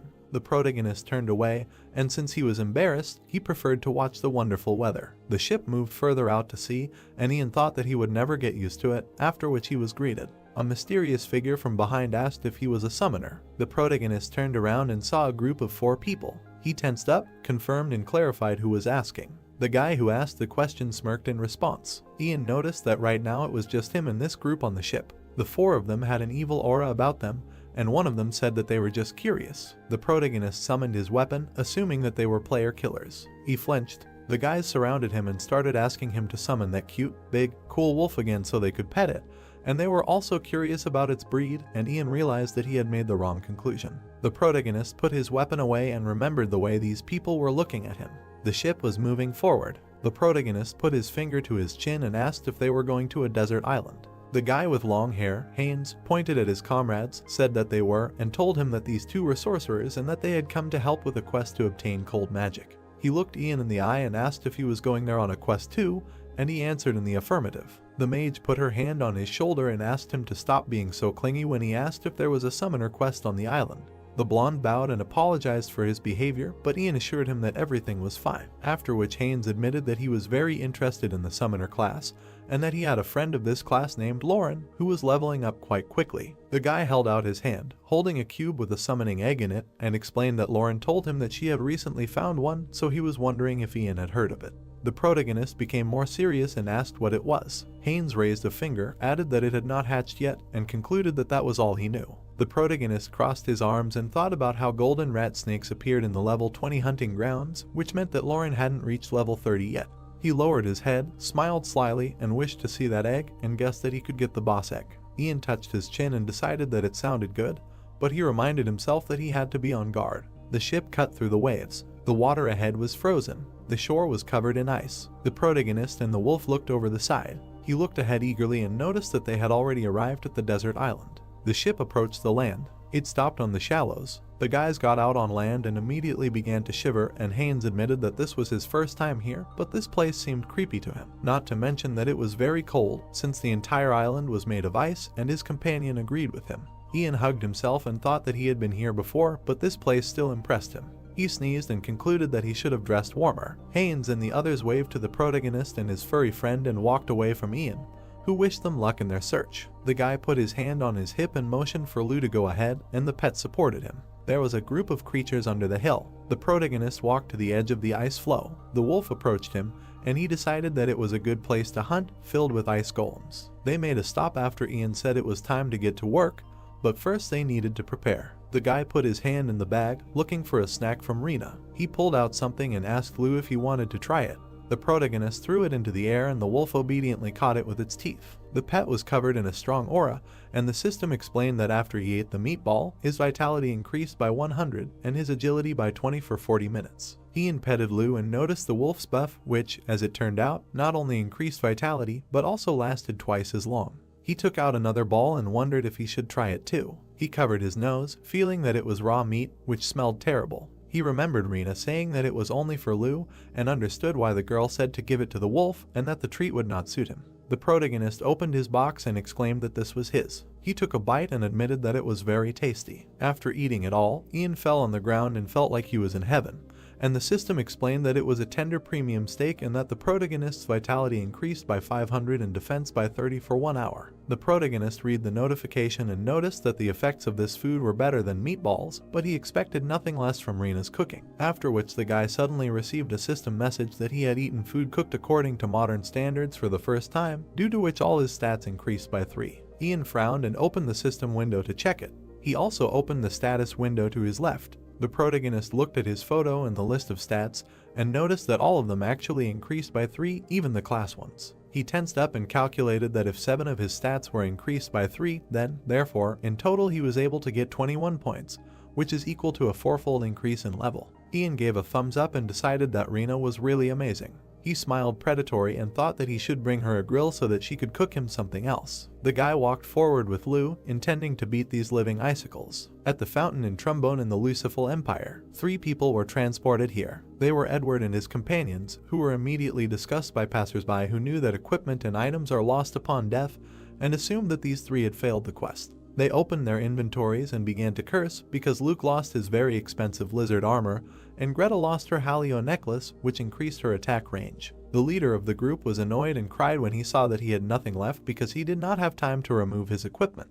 He gritted his teeth and remembered Yan and Rena, who deceived them, and was sure that the main character was a weakling, because if only they had not fallen into his trap, everything would have been different. Veins bulged on his face, and he noticed that the offenders did not know that he was in a powerful guild, which is in the top 30 best. Edward pointed his finger somewhere ahead, declared that he would show the protagonist the power of their guild, and promised that Ian would be in big trouble, after which he exclaimed that he would not allow him to appear on Kalen again. The protagonist bent over, stretching his back, and wanted to take a break since he had been farming for over 10 hours. He sat down on the ice and Lou lay down next to him. The guy offered the wolf a meatball, and he immediately jumped up. The pet snatched the treat from Ian's hands. The protagonist smiled nervously, seeing how Lou ate the whole thing in one go. He held out another ball of meat in his palm, noticing that they were too small for the wolf. The pet put its paw on the guy's hand, who thought that Lou had eaten his fill and did not want any more. The wolf shook its head. The protagonist petted the pet when he realized that it wanted to share and praised it for caring, calling it a good boy, and then explained that these treats were for the wolf while there was food left for himself as well. Ian opened the system window to look at the statistics of the ice golems he had caught today. 3 windows appeared in front of him with information about the taming of Lou and 2 more level 37 stone creatures, meaning that the protagonist could catch 1 more. He looked closely at the numbers and noticed that both had better stats than normal ice golems, but he wanted something even better. The protagonist glanced at Lou and added that he at least wanted a pet with the ability to evolve. He got up from the ground and suggested that they continue, since his plan was to find something good before leaving to make up for all the time they had spent here. Another group of ice golems. Ian and the pet were hiding behind an ice floe. The guy saw something unusual. Above one of the golems, a name was written in large letters in gold. The creature rose to its full height, and the protagonist thought that he was lucky today because he was found rather quickly. The protagonist waved his hand, intending to send Lou forward. Suddenly, a turtle emerged from behind the piles of ice. Yang shuddered, not understanding what it was. The monster was wandering ahead, and he used appraisal on it. An image of an abyssal turtle appeared in front of the protagonist, and he admitted to himself that he had never heard of such a species. The guy leaned closer to the window, surprised that this monster was unique. He stood in a thoughtful pose and concluded, judging by its appearance, that it was just a useless turtle with a big head, which looked cute, but the possibility of its help in battle was doubtful. Yang summoned his staff, deciding that it did not matter and that he should still catch the turtle, since his intuition told him not to miss such a chance to get a unique and unknown monster. He stopped, noticing something.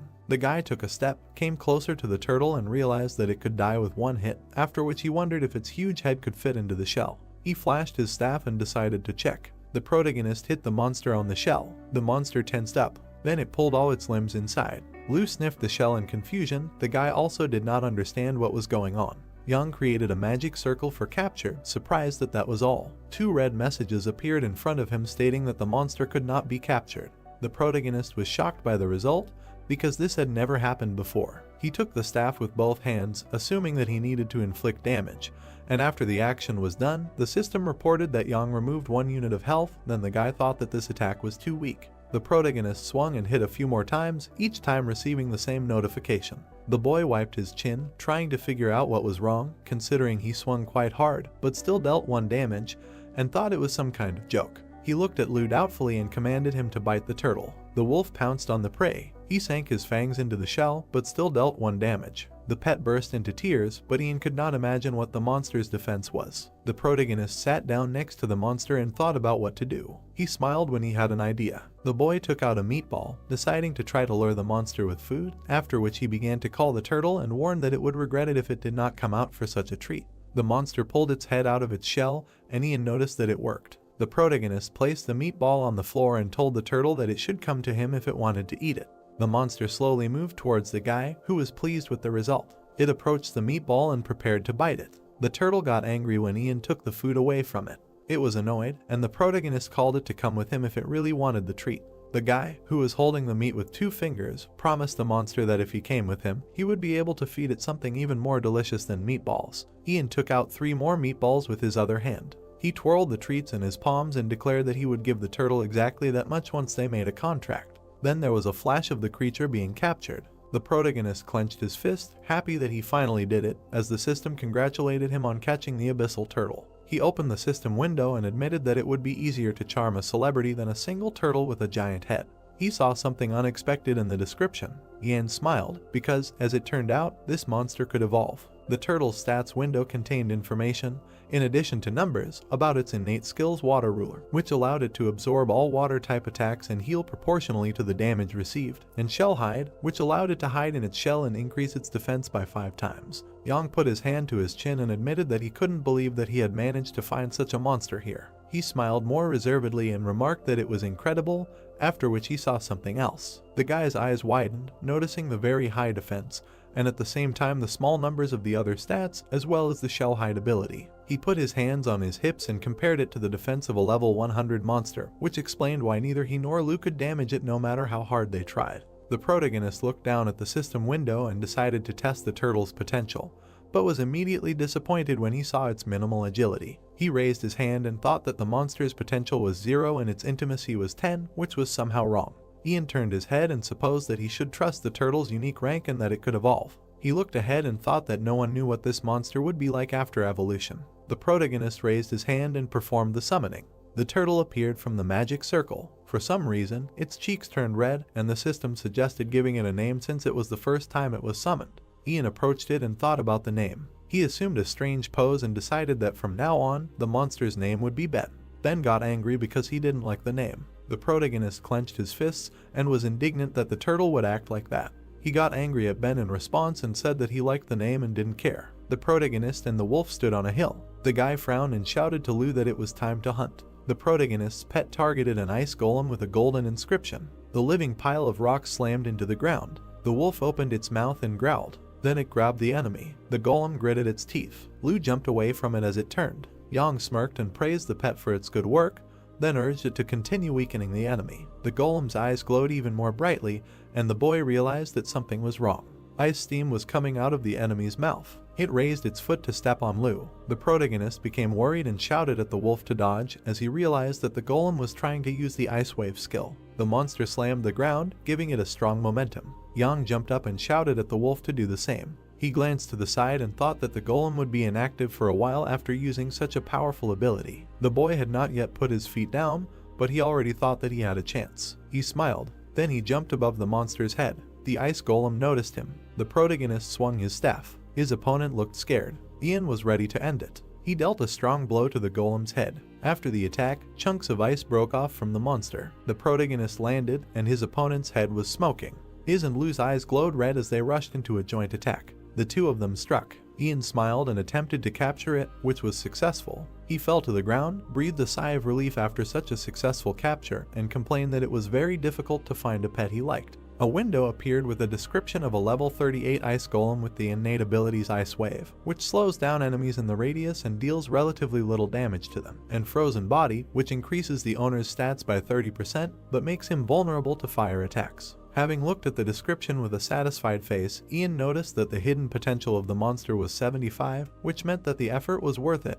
after which he decided to name the golem Biggie because it was big and reliable. He rose from the ground and concluded that all the preparations were complete and then realized that he had lost Ben. I looked behind the ice cliff. The guy found him. The protagonist picked up the turtle that had caught the fish and decided that he needed to increase the speed of pumping because he spent 2 whole days looking for the golem, after which he decided to go to the snowy mountains of Krupaya. Duke Trappin's castle, decorated with a statue of a spearman. Rena was humming songs in the kitchen. She wiped the sweat from her forehead and hoped that this time she had succeeded. The dish in front of her literally sparkled, and the system congratulated her on the successful preparation of lobster cream soup. A plate with a dish appeared in front of the girl and she was happy that she did it. And then the system reported that Rena cooked a luxurious meal for the first time and that therefore her fame increased by 12-0. The cook took the cream soup in her hands and thought that a little more and she would be able to cook a dish worth more than 10,000 gold. She touched her head and decided that now was the time to rest a little. Rena smiled sweetly and noticed that she was progressing much faster in the kitchen of the Duke's castle. She ran her finger over her lips and thought about how Ian was doing.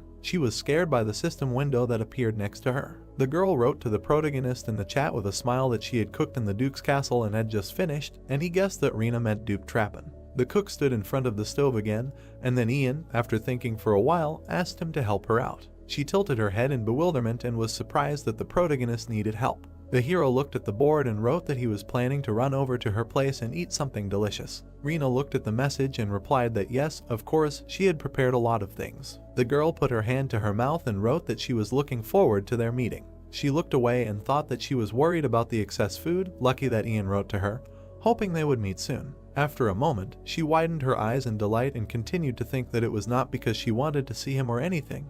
It was not like that at all. The light fell on the stairs. The hero lowered his head and said that they would see if there was any useful information. Looking at the breaking news, he said that they had obtained new information about the summoners. The screen said that there was good news for the summoners. She heard that it was the fox that attracted so many people to the Calympus Hills. Yes, that's right, her name was Coco. The man smiled and said that it was a beautiful name and that he had heard that Coco was different from other foxes. It was true. The protagonist spat out the contents of his mouth when the girl on the screen replied that yes, she had the item can evolve in her personal information window. Ian grinned furiously and exclaimed, "What the hell? The information about evolution had already been made public." He rubbed his chin and said that it was really only a matter of time. In fact, he was glad that it took them longer than he thought. A wolf and a man appeared before his eyes, and the thought occurred to him that he thought that a huge number of people had already changed their summoner class, so it was only natural that there would be people who had tamed a monster that could evolve. Ian put a spoon in his mouth and said that it would be difficult to evolve it without training skills. He looked at the screen and asked if there was anything else. Then his eyes widened and he asked about a unique class monster. The first decorated unique class monster appeared on the screen. Ian put his hands behind his head and said that he had caught it much earlier. He raised his hand and continued to say that if they had tamed it at level 23, he thought they had barely managed to do so with the help of their guild or friends. The protagonist stretched and said that he would go study Ben. There were people walking around the large square. A guy was carrying a huge bag down the street. Sweat was pouring down the hero's face and he said that so much, and she really didn't want anything in return.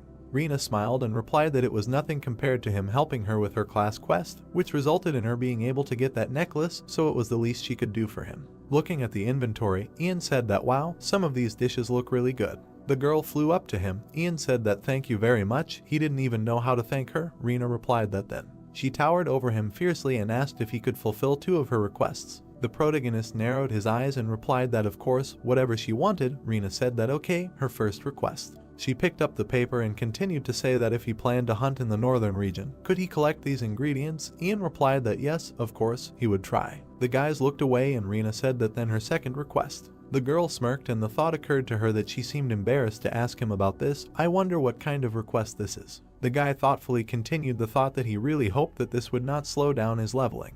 The girl's eyes widened and she asked if he could help her with her school assignment, and the hero asked again. Rena smiled and said that Carl had mentioned that he was studying at Korea University. Ian raised his finger and said that yes, he was a freshman and he thought that the assignment, she needed something outside the game. Rena shyly continued to say that in fact, she was also studying at the same university. She was a second-year student in the Department of Hotel Culinary Arts. Ian looked away and said that I understand. Then he thought that it turned out that he and Rena would be able to go to the same university and that she was his senpai. The girl looked away and said that he liked to try delicious dishes. She would like him to try the dishes she cooked and help her choose the best among them. She needed to make her own recipe for the school assignment. The hero coughed and said that she wanted him to try her cooking and give her feedback. Rena looked back at him and said yes, they couldn't do without him. Ian stood still. Then he put his hand to his face and thought, what the hell? Why did Rena ask him to help with something like this? She didn't have any friends who could help her. Ian thought about the girl and thought that it wasn't that strange, considering her unusualness. The sun was shining on the street and he thought that for now he would focus on preparations. There were signs hanging around the protagonist and he said that this time the quest would be quite dangerous and there was very little information about it. He needed to get the best equipment he could get. Ian grinned and continued saying that he looked good. He thought he would buy it. No, he didn't need such nonsense. The guy smiled and said that almost everything was left, only the weapon remained. He clicked on one of the signs saying that he wondered if there was a bow similar to the items in the Mother Nature set, as he thought, with his current level, it was simply impossible to buy a high-level bow. He looked at the signs and said that there was no bow with a familiar enhancement enchantment. He would try to expand the search criteria. Then he zoomed in on something and asked what it was. The Ancient Summoner's steel gloves appeared in front of him and he said about the Ancient Summoner's steel gloves. He bared his teeth furiously and exclaimed at this ability. The high mountains were covered with snow. The monster's eyes flashed and someone shouted that Biggie, the ice wave. OK ran next to Ian and the hero shouted that he would attack from the front and let Lou attack from behind. A monster towered in front of the protagonist. He clenched his fist and swung at Ian. A strong explosion occurred from the impact. A board appeared in front of the hero's eyes saying that vulnerability scan was activated. Enemy weakness was detected. Accuracy increased by 19%. Critical hit chance increased by 23.5%. 97% bonus damage when attacking a weak spot.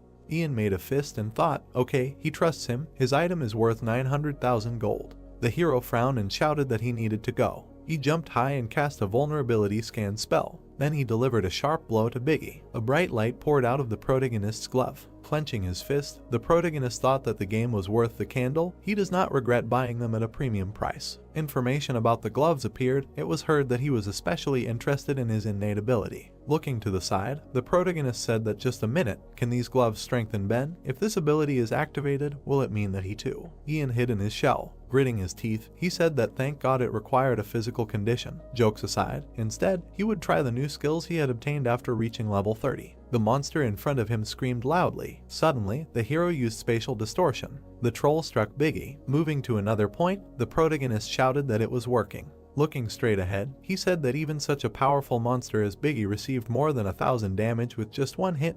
These ice trolls of level 60 are really at a certain level. A crosshair appeared on the monster. It was heard that it needed to be killed before it recovered. Suddenly, Ian struck the monster. Notifications appeared that he had dealt critical damage. He lost 596 units of health. Looking at the creature, the protagonist thought that he should just continue in the same spirit. What for? A message appeared that the ability path with the help of steel gloves was activated, borrowing the ability of Berserk Pet Lu. The protagonist's eyes suddenly lit up. He looked away furiously. The troll screamed angrily. Yang lowered his head and thought that he had become more agile and stronger. Notifications appeared that attack and agility would be increased by 30% for 15 minutes. Defense would be reduced by 30%. Swinging his hand, the hero thought that but in this state he would finish it off with one blow. The damn debuff reduced his defense by as much as 30%. Monsters with a long attack animation have a gap after each blow. Jumping up, he thought that now, messages appeared that he dealt critical damage to the ice troll. The power of his attacks would be increased for 5 seconds. The protagonist struck the troll. He smirked and looked away. Ian hit the monster again. Suddenly the troll fell to the ground. The hero stood in the smoke. A message appeared that he had defeated the ice troll. 1,060 experience points were received. A fire was burning in the middle of the forest. The people looked at each other. Looking at the girl, the guy said that they had to cordon off the area since there was a chance that they could run into ice golems here whose levels were higher than 100, to which she replied that it was understandable. Good work. Holding a glass in her hands, the girl said that the northern region was quite dangerous, but she thought that going on this expedition was a great idea. Now they had a base for their guild, to which Barry replied that he agreed. Smirking, he said that although they chose this area as a base only because there was no more free land left in the southern region, now their problem was whether they could protect this base or not. The girl clenched her fists and said that they would do their best. In the next 3 months of peace, they would use all their strength to develop their base. They should call all the guild members to the base after the expedition. The guy frowned when he heard that they would only hunt in this area from now on. Raising his finger, he said that there was only one person who was unable to farm in this place, to which she asked that one person, who? Smiling widely, Barry said that Ian, of course, he needs to continue training in the southern region. He is probably already in the northern region. Looking away, the girl said that not long ago he sent her a message asking her to share information about the northern region with him. He said that he was going to hunt in the snowy mountains of Krupia, so he wanted to find out about it.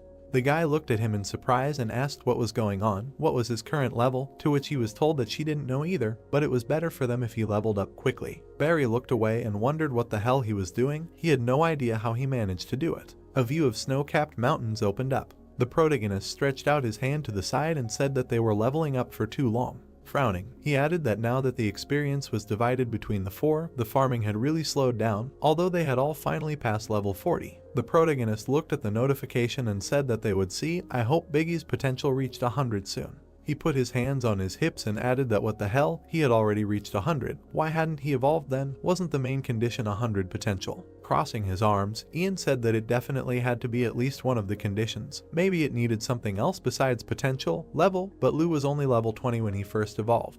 Putting his hand to his face, he added that maybe the level requirements were different for each monster. Well, it was not something he could deal with now. The turtle stood on the ground. He could hear that he was thinking, now he should use the training skill on Ben.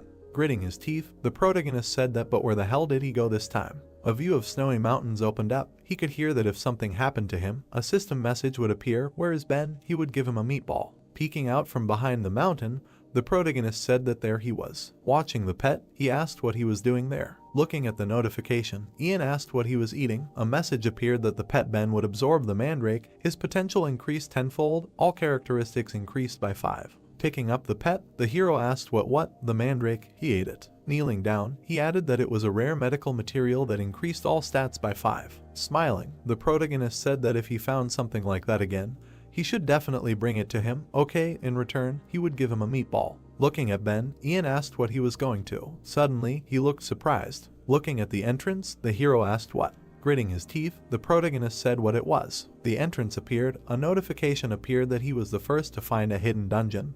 It was heard that he was the first to discover it. Looking at the notification, the protagonist saw that the chance of items dropping in the dungeon was doubled for the next 5 days, to which he said that this long journey to the northern region was worth it. He gritted his teeth when he heard if he wanted to register a new dungeon. After he did so, his fame would be increased by 500, to which he replied no. If he did so, all the players nearby would come running here. Smiling widely, the protagonist thought that he didn't want to share the double chance of item drops with anyone. Looking at Ben, Ian said that good job, finally he was of some use. Standing still, he thought that well, it's time to start exploring this dungeon. The creatures were standing in the middle of the corridor. Looking straight ahead, the protagonist said that it seemed like a normal dungeon without any pitfalls. Smirking, he said that difficult dungeons are full of dangerous traps and secret ambushes. Looking to the side, the protagonist thought that he didn't feel well. What was it? It seemed like he sensed a ghost. Suddenly, the wall suddenly exploded. The monsters rushed forward. Their eyes lit up brightly, and a question was heard about an ambush. Suddenly, the golem used the ice wave skill. A blow flew at the monsters, and notifications appeared that the ghost dragon had lost 235 units of health, and the ghost dragon's speed would be reduced by 30% for 10 seconds. The creatures screamed furiously. The golem swung his hand. The monsters angrily screamed at him. The hero's eyes widened, and he wondered what the hell he should do. Lu couldn't use the berserker ability yet. Looking at the wolf, he said that he should take on the left dragon. The main thing was to buy him time, even if he couldn't attack him. The protagonist's fist lit up, and a message appeared that the path ability was activated using the ancient summoner's steel gloves. Jumping up, he thought that he was lucky. A bright glow emitted from his hand, and it was said that the ice wave ability was being borrowed. Suddenly, the protagonist struck. An ice wave rushed forward. The monsters screamed loudly. The creature looked to the side. A notification appeared that the ghost dragon had lost 635 units of health. The ghost dragon's speed would be reduced by 30% for 10 seconds. Lowering his head, the wolf heard that now, first, they would deal with this dragon. The protagonist looked at the monsters. Gritting his teeth tightly, he thought that from what he understood, these monsters were an offensive type, although their attacks were powerful, but their defense and survivability were lame. Jumping up to the monster, the protagonist added that he would deal with them one by one as quickly as he could. The creatures quickly ran towards him. Looking around, they growled. Looking to the side, Ian turned to Lu. Jumping up, he shouted that they were dodging. The wolf quickly ran forward. The hero looked to the side and said that damn, this will not be easy. Looking at the monsters, he thought that if this continues, they will be stuck here for a long time. The protagonist looked away in surprise. Looking at the pet, he said, damn Ben. A glow appeared around him when he heard that he should raise his damn shell and distract them. Stop playing around. Suddenly, the pet jumped up. Looking at him, Ian thought that he could really do it. The monsters looked at him in fear. He heard that, come on, this is his Ben, just like him. The creatures swung their hands sharply. Ben hit his head. They struck him. A message appeared that he had received critical damage. Looking at his beating, the hero said, 1 damage. Grinning, he added, great job. He knew he could handle it. His damn defense is amazing. Looking away, the protagonist said, they can do it. The creatures rushed forward, hearing that everyone should attack. They stood in front of the glow. Wiping his forehead, Ian said that they did it. Looking to the side, he added that they had gone all the way to the lower level, but there was some kind of different atmosphere here. The hero asked with wide eyes that this was not a summoning magic circle. Was the dungeon boss about to spawn? Frowning, he told them to prepare to attack. A bright glow appeared in front of him. Suddenly, an unknown man appeared. Looking at him, the protagonist thought that the ghost of an old man. Standing in front of him, the man said that it seemed like he was their summoner. Ian glared at him. The room appeared. The thought arose that he was not a monster. Lowering his head, the protagonist asked what was so and who he was. Putting his hand to his face, the man said that the first one to challenge the test was the summoner. It must be fate. The protagonist opened his eyes in surprise. Standing in front of the man, he asked that his name was Oakley. Looking at him, he replied that yes, that was his name. Frowning, Ian asked what was good and why he was here. Looking straight ahead, Oakley said that he was afraid. He could not answer this question yet, to which he was asked again. The man smirked slightly. Raising his staff up, he said that if he passed his test, then he would reveal all the secrets to him.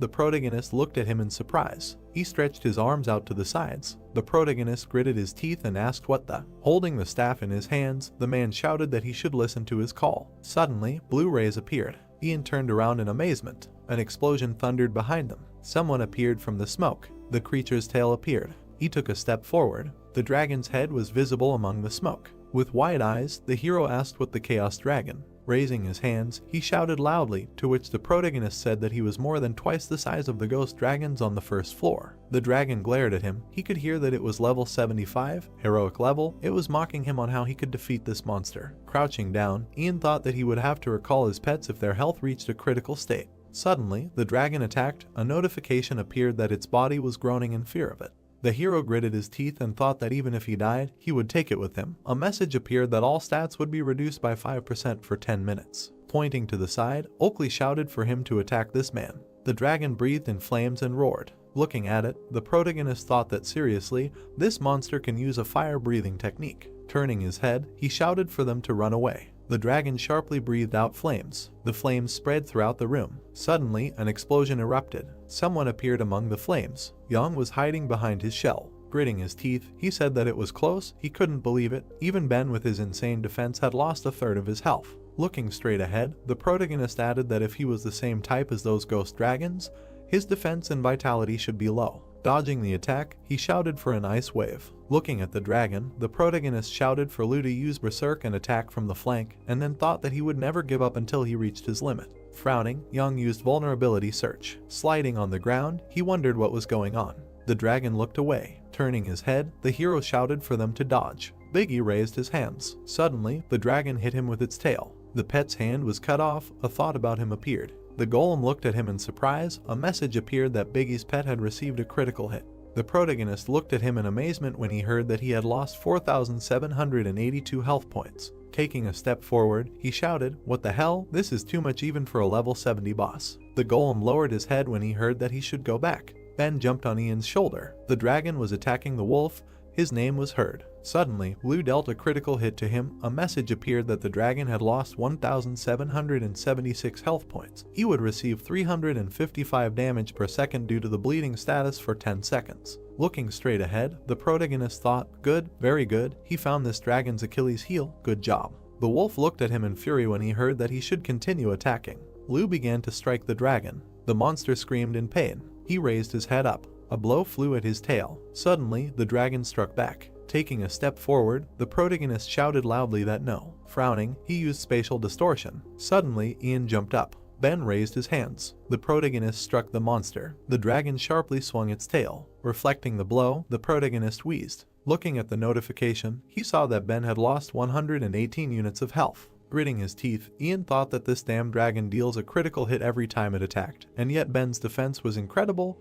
He only lost 118 units of health. The dragon screamed furiously, and the hero told Lu to tear it to pieces. The wolf dealt a critical hit to the monster. It was heard that it was excellent. With wide eyes, the protagonist thought that he had more than half of his HP left even after a critical hit. He froze, and the monster swung its tail. Yan frowned. Suddenly, a blow flew at him. The hero flew into the wall. He gritted his teeth in pain. A notification appeared that he lost 521 units of health when he hit the wall. Looking to the side, the protagonist wondered if he could win. He did not want to die. A level 70 heroic class monster was really strong. Looking angrily at his hand, he added that he would lose his precious experience if he ended up like this. The entry restriction was for as much as 24 hours, so much. Standing in the smoke, Yan said that he had to save at least Lu.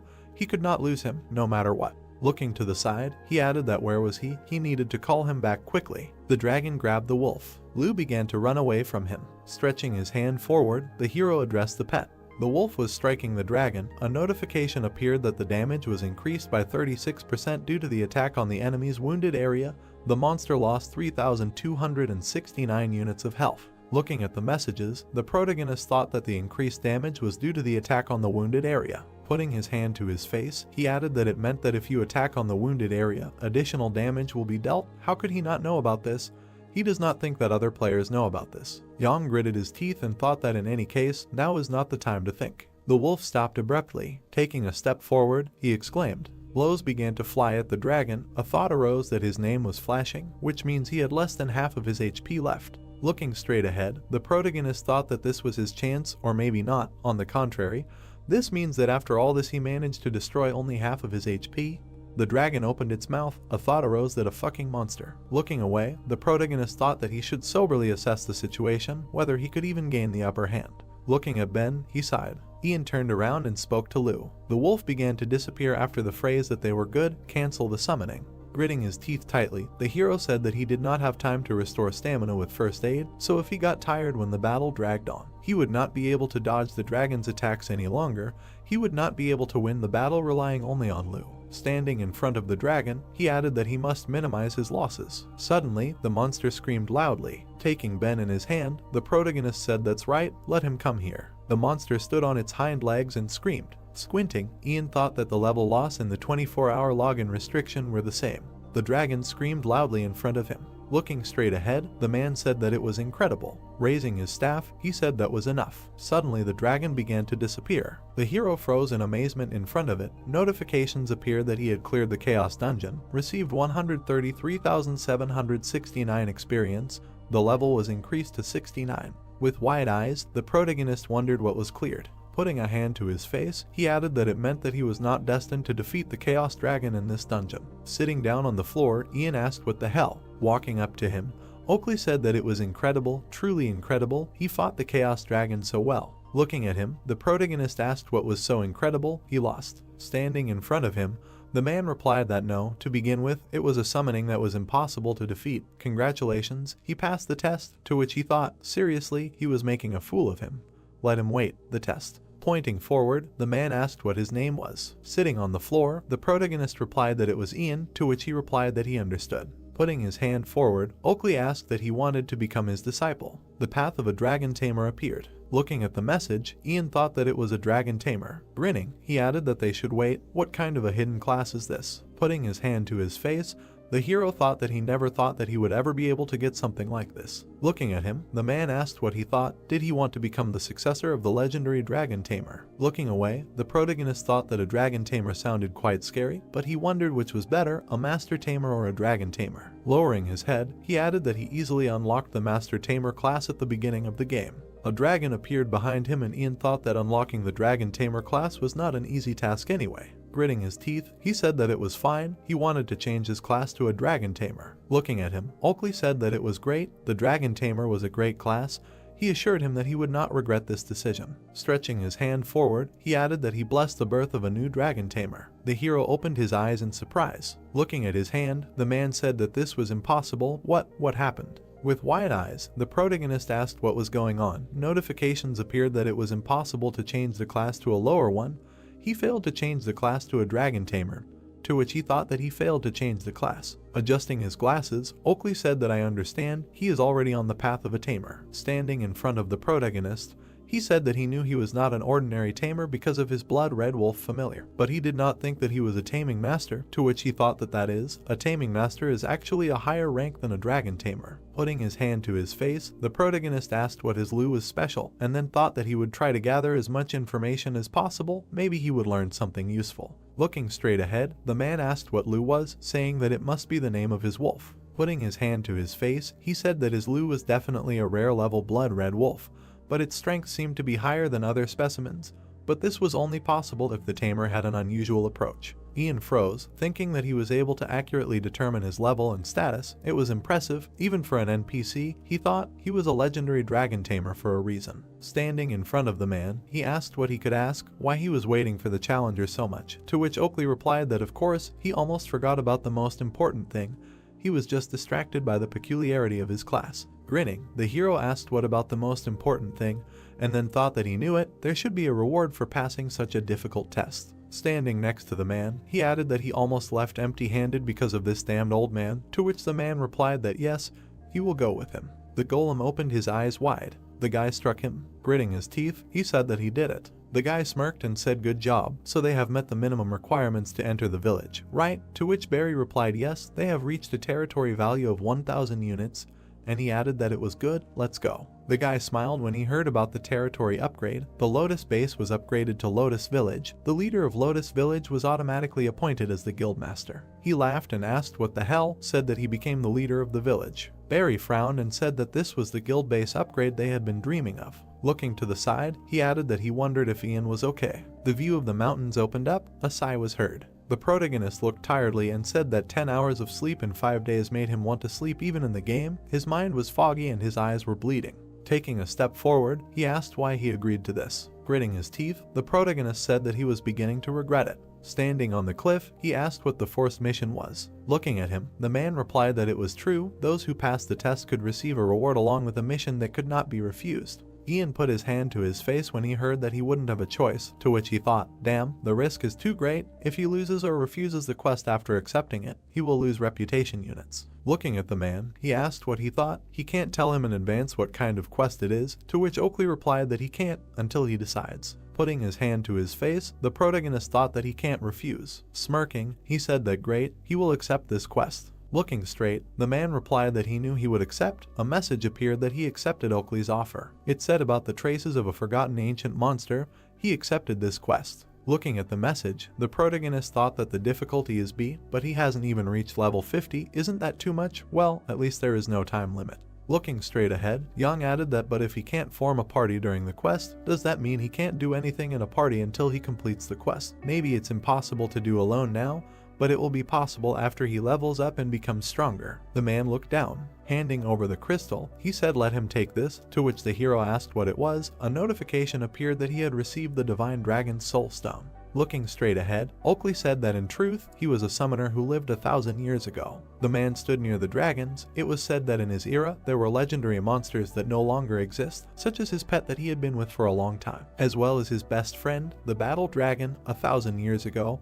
He was the leader of the dragon tamers that have long been gone, and the battle dragon was one of the 5 divine dragons. Oakley extended his staff forward. It was heard that 10 centuries ago, a settlement of dragon tamers in the northern continent, Prolania Valley, was attacked by evil dragons, resulting in countless dragons and tamers dying. The evil dragons were too many, and their master was stronger than the battle dragon. A crystal appeared. It was said that this was why he had to escape and hide here in the Krupia Snow Mountains, because he had a debt to his comrade. The evil dragons would not allow them to escape, so he had no choice but to seal himself in the dragon here underground. Looking to the side, Oakley said that this was why he lived for 1,000 years in this place where not a single glimmer of sunlight could be seen, all for the sake of reviving his dear friend. Looking at the crystal, the protagonist asked, that is, he can help him if he takes this to the spatial mage. Raising his hand up, the man replied that the spatial mage would tell him how to return the soul of the battle dragon to this world. He originally planned to make him continue the legacy of the dragon tamers by passing on the dragon's soul to him,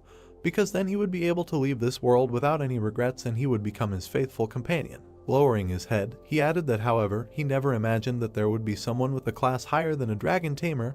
He resigned himself. Standing in front of him, the protagonist asked that only dragon tamers can restore the soul stone, to which Oakley replied that no, however, only the innate skills of a dragon tamer will allow a battle dragon to be reborn into a new dragon. Looking at him, Yang asked that if he is not a legendary dragon tamer, why does not he do it himself, to which the man replied that he is sealed, and for the same reason cannot use his abilities to do so. Yang looked down and thought that damn, a familiar with the title of divine dragon would definitely be powerful. What a waste. Well, but that must mean that the taming masterclass will be even more impressive. Looking at the feather, Oakley said that in any case, if he gives this soul stone to the spatial mage, he will find a way to return the battle dragon in some other way, and let him take it. This is his reward. A feather appeared. A notification appeared that he received a tamer feather ornament. He heard that it was an artifact left by the leader of the dragon tamers. However, he must find a spatial mage to dispel the seal on the artifact. Only then will he see its true power. Looking at the notification, the protagonist said that thanks, he will find this spatial mage at any cost, and then thought that it sounded cool. This feather may be useless now, but he was still going to complete the quest. A glow appeared around the man and he said that in order to find the spatial mage, he needs to go to the eastern part of the southern continent. There he will find the spatial magic tower. Finally, he no longer regrets anything and can rest in peace. Standing in front of the glow, the protagonist heard that let him resurrect the descendant of the divine dragons in this world. Holding the crystal in his hands, he said that it feels like he took a really incredible quest. I bet the difficulty of this quest is much higher than rank B. In addition, the quest has a side task related to the spatial mage and the stone.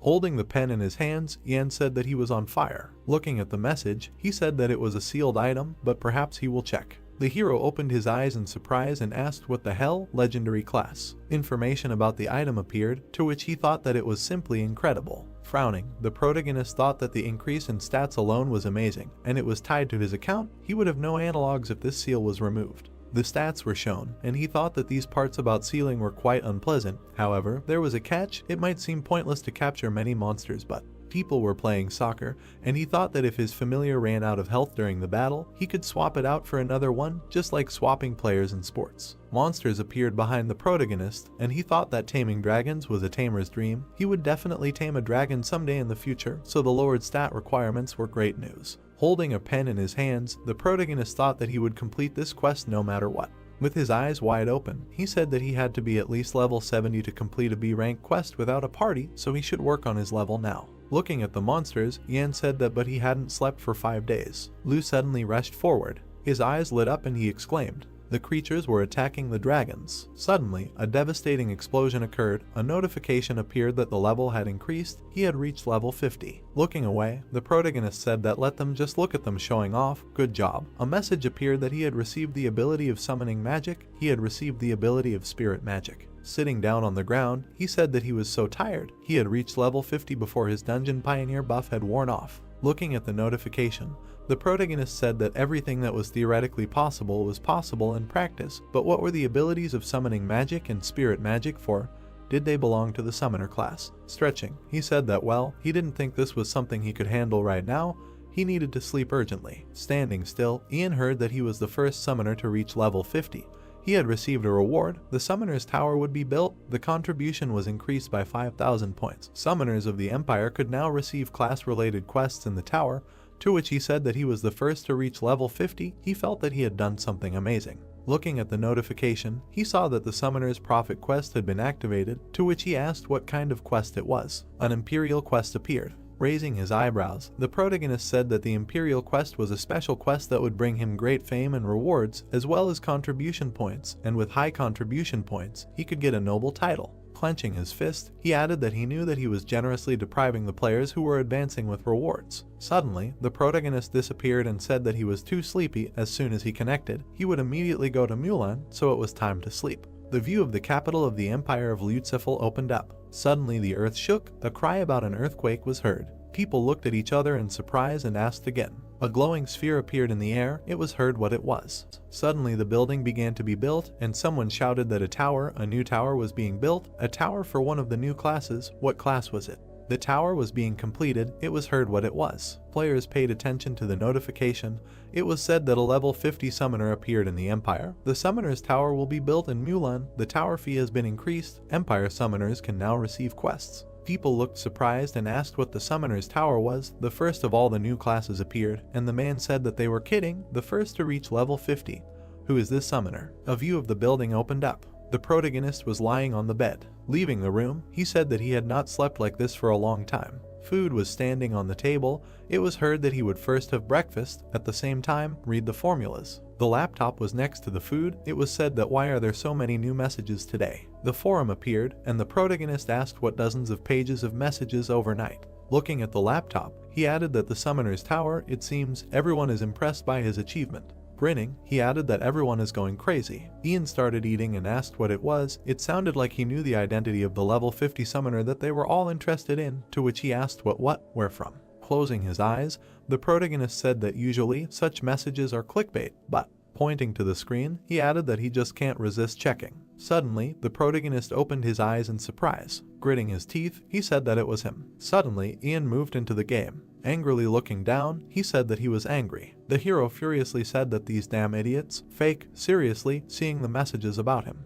He abruptly summoned Lu. Grinning, the protagonist said that he was his good one. If Ben was as good as him, he thinks he would summon him too. Stretching his hand forward, he summoned Ben. Suddenly, he appeared. Putting his hand to his face, Ian asked that he missed him. The pet looked at him angrily. Looking at him, the hero asked him what he was upset about carrying him on his back, and then thought that it looked like it. Putting his hand forward, he added that he had nothing to fear when he was behind him, asked that he was not going to protect him. Seriously. The protagonist crouched down and said that if he protected him, he would give him 3 meatballs in the morning and 4 in the evening. Got it. The turtle smirked, and he said that he was good, and then thought that he was cute. A notification appeared about a new message. Looking to the side, Ian asked if it was Barry. The guy gritted his teeth and greeted him. Putting his hands forward, he asked what the hell he did. Frowning, the guy asked that he was the summoner who reached level 50, to which the hero thought that he was the only person who understood him. Looking at another notification, he added that someone else besides Barry sent him a message. Seeing the girl's message, the protagonist thought that she knew that he was the level 50 summoner and immediately wrote to him. Grinning, he added that even Barry doubted it. Rena was a really good person. It was not for nothing that he decided to help her. Clicking on the notification, Ian said that yesterday he reached level 50 and immediately went to bed, so he could not answer. He entered the game literally a couple of minutes ago. Closing his eyes, he said that it seems that she is not online, maybe Barry is online. A correspondence with his friend appeared. The hero put his hand to his face, reading that there was only a week left before the opening of the Imperial Arena, that he was thinking about staying at level 50 and participating as a noob. To which he thought that exactly how could he forget about the Imperial Arena? If he wins, he can get 50,000 glory points. Raising his hand, the protagonist said no problem, a week was a long time, but he thought he would just do something else besides leveling up, to which the guy replied, okay, good luck, see you soon. He smirked and said, in that case. Yan looked at the turtle. He picked it up and asked what they would do. He said, yep, they would do the Summoner's Prophet quest. A view of the Summoner's Tower opened up. Looking at it, the protagonist thought that this was a sign of his achievement. Raising his eyebrows, he said that he was really proud to see this tower, and it was well decorated. The protagonist approached the building and said, okay, he had a lot of free time, so he would do something else before going to the Emperor. Raising his head up, he added that this place looked a lot like an archer's tower. Ian started to walk up the stairs, saying that this meant that the Artifact Exchange Center was probably on the 5th floor as well, where he could exchange his earned contribution points for items or skill books. Smiling widely, he added that this was it. The girl stood in front of him and said that this was the Artifact Exchange Center. How could she help him? To which the protagonist replied that he would like to look at the other artifacts inside. The girl smirked and replied that she understood. Maybe she would know his name. She would check his contribution points. Looking at her, the protagonist replied that his name was Ian. Stretching her hand out to the side, she said that it was okay, let him wait for a few minutes. Smirking, the girl asked that so he was a prophet. Standing in front of her, Ian wondered why she was so happy about this and then replied that she was. Taking his hand, the elf said that he should follow him. They have many artifacts and spell books that he can get in exchange for contribution points. By the way, he currently has 5,000 contribution points. Pointing to the side, she added that he should take a look and tell her if there is anything he would like to receive. Putting his hand to his face, the hero thought that good, he will see what they have. Looking at the artifacts, he added that he should look through all the options. The protagonist took the steel sword of the ancient summoner and thought that this item is the same type as his gloves that he recently bought at the auction. Looking at the item, he added that 350 points are treasure. Well, about the cost of this item, B-level quests give about 200 and 400 contribution points, so it is not that expensive. A feather appeared. A thought arose that I wonder if there is something similar to that feather here, and that he can buy it with contribution points. It seems that the first time he saw a legendary rank item was at level 80 in the Archer Tower. Looking at the artifacts, Young said that that was all. The girl smirked and asked that he did not find anything to his liking.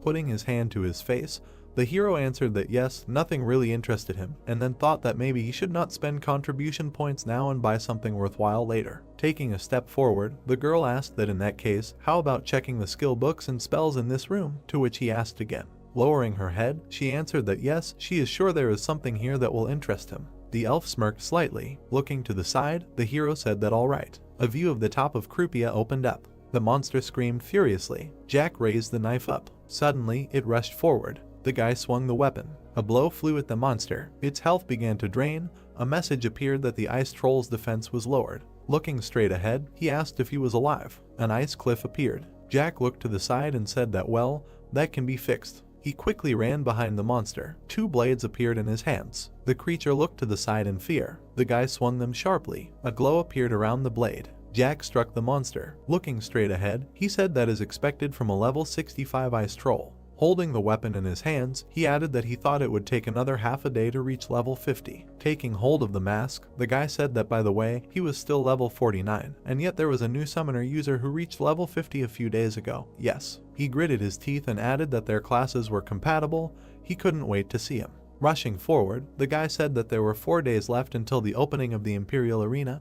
He had nowhere to rush. Suddenly, he jumped up. Jack was flying over the gorge. He began to fly down. The guy landed at the very bottom. The bird suddenly rushed upward. It cut the air with its wings. A glow appeared near the man's hand. He gritted his teeth tightly. Grinning, the hero asked what this book was. People were standing in the square. Looking at the books, the protagonist said that well, he started by buying these two. Information about the wall of flame and the galvanic wave appeared. Pulling the book forward, he said that this skill is not bad. Its attack power is relatively small for a heroic skill, but additional effects such as paralysis are very useful. The skill characteristics were displayed. It was heard that it seemed that this was how spirit and summoning magic were used. Perhaps he would start by learning them. Gritting his teeth, Yang used the skill book. The book opened. Notifications appeared that he had learned the lightning spirit summoning skill using the skill book. He had learned the galvanic wave skill using the skill book. A glow appeared near his hand and he asked what it was. Suddenly, a bird appeared in the air. It flapped its wings. Looking at it, the protagonist said that the lightning spirit, a message appeared that it was the first time he summoned the lightning spirit, he could give it a name. Looking straight ahead, he asked that he should give it a name. Raising his head, the protagonist said that his name would be. He shuddered in fear from the bird. Wide-eyed, Yang said her name. Stretching his hand forward, the protagonist said that her name would be Jakey. Smirking, he said that it was quite a simple and cute name. Stretching his hand, the protagonist said that let her come here. Looking at the bird, he made an analysis. Information about the lightning spirit appeared. It was heard that it meant that it could not be used in battle. This explained why leadership was not required for it. Jakey looked straight ahead. It was said that he believed that he just needed to think of it as a guide, which was required in order to use lightning-type summoning magic. Raising his hand, Yan said that it was very nice to have a strong spirit from the very beginning, but pumping it from scratch was even more pleasant. A view of the city opened up, and it was heard that it was time to meet the emperor. The protagonist walked across the square. Suddenly, weapons were displayed in front of him. Gritting his teeth, the guard asked what the purpose of his visit was. Looking at him in surprise, the protagonist thought, what? Before resetting his old character, he could easily enter any place. He needed to show them a pass or something like that. Grinning, he added that oh yeah, the light of the prophet. Putting his hand on his chest, Yan introduced himself. Looking at him, the guard heard that he came here at the personal invitation of the emperor. Closing his eyes, he replied that he should wait. He would go and ask the commander, to which the hero replied that of course he would wait here. A castle appeared. An appeal to the prophet was heard. The man extended his hand and said that he was Charlie, the guard commander. He had not warned the guards in advance, so he made him wait. He deeply apologized for his rudeness. The protagonist grinned and thought about how it was. He was so polite because it was an imperial quest, and then said that it was okay. His name was Ian. Pointing to the side, the man said that he would take him inside, let him follow him. They walked along the corridor. Looking at the guard commander, Ian wondered what level the head of security was. An image of a man appeared. The thought appeared that he was about level 90. Extending his hand forward, the hero made an analysis. Looking at the characteristics, he thought that it was amazing. The protagonist put his hand to his face and thought that the captain was level 115. Even the top 1 player of Kylan seemed to have not yet reached level 120. Looking down, he added that what about the guards? Frowning, Ian thought about how the average level of the guards varied between levels 104 and 107. It was simply astonishing. He thought that this was why the leading guilds could not establish their base on the continent of Kolinar. The guards appeared, and the thought arose that if they interfered with the affairs of the empire, the entire guild would be destroyed. Putting his hand to his face, the hero thought that their guild had decided to establish a base in the northern region, not here. Walking forward, he added that he needed to quickly raise his level and help them. He needed to secure the land around the base. A view of the entrance to the office opened up. Sitting at the table, the man asked that he was Ian. Sitting opposite, the protagonist answered that yes, that was right. Looking straight ahead, he thought that he expected to see an old man with gray hair. The man crossed his arms. The thought arose that but he really was young. All information about him was hidden. The hero looked at him and said that he heard that he wanted to see him, to which he was told that he was right. When he heard that such a brilliant person like him appeared in their empire, he immediately wanted to talk to him in person. With his eyes widened, the protagonist said that it was clear. A notification appeared that he met with Emperor Celias within the allotted time. He completed the quest Prophet of Summoning. His fame increased by 1,250. The man smirked. The thought appeared that he would get 1,250 fame just from meeting him. The imperial quests were really on another level. Holding a cup in his hands, the emperor said that he was very excited to hear about him. He knew why. Adjusting his hair, he added that he had been looking for an experienced summoner like him for a long time, to which Ian asked what and for what. The guy glared at him furiously and asked that how dare he interrupt the emperor. Celias waved his hand and said that it was okay. He was an adventurer who was not familiar with imperial etiquette. Looking at them, the hero thought that it was close, and the guy said that nevertheless. Looking to the side, he added that he thought that he would not be able to withstand even one blow from his blade. The guard's weapon appeared. The thought appeared that his sword was clearly of the highest rank. Frowning, the emperor asked what he knew, what mythical creature symbolized their empire. The protagonist looked at him in surprise. Raising his eyebrows, he thought that a mythical creature. A portrait of an animal appeared. He heard that it was a griffin. Well, there are many who do not know this, but it seems that he is well informed. Closing his eyes, Yang thought that they have a griffin painted at every step. He gritted his teeth when he heard that about half a year ago, their empire found a griffin nest in the Sikar Desert and of course got an egg, to which he thought, well, griffins really do exist. Crossing his legs, the emperor said that, however, the problem is that this egg has not hatched yet. Grinning, he added that he would like him to find a way to help the egg hatch. Information about the quest appeared. Gritting his teeth, the protagonist thought, how should he know how to nurse it, and how should he hatch the egg? A portrait of the animal appeared, and the hero thought, what is he, the mother of griffins, and how should he hatch this egg? The protagonist frowned, thinking about the fact that the time limit is unknown, and how to understand this at all, and where should he even start. Sitting at the table, Ian thought about how the stakes were too high, he couldn't afford to lose his closeness to the emperor, and then said that yes, he would try. A message appeared that he had accepted the quest. Sighing, the protagonist said that things were only getting worse and worse. He had accidentally received 2 global quests. A memory of the crystal appeared, and he thought that at least he knew where he needed to go for the quest of the traces of a forgotten ancient monster. The man smirked and said that he wanted him to find a way to help this egg hatch, and the protagonist thought that, to be honest, he didn't fully understand the essence of the quest, what exactly he was supposed to do. Stretching his hand up, Ian said that in any case, he couldn't handle them now. First he had to take care of the arena that Barry had talked about. Looking at the message, he added that there were 5 days left before the opening of the Imperial Arena.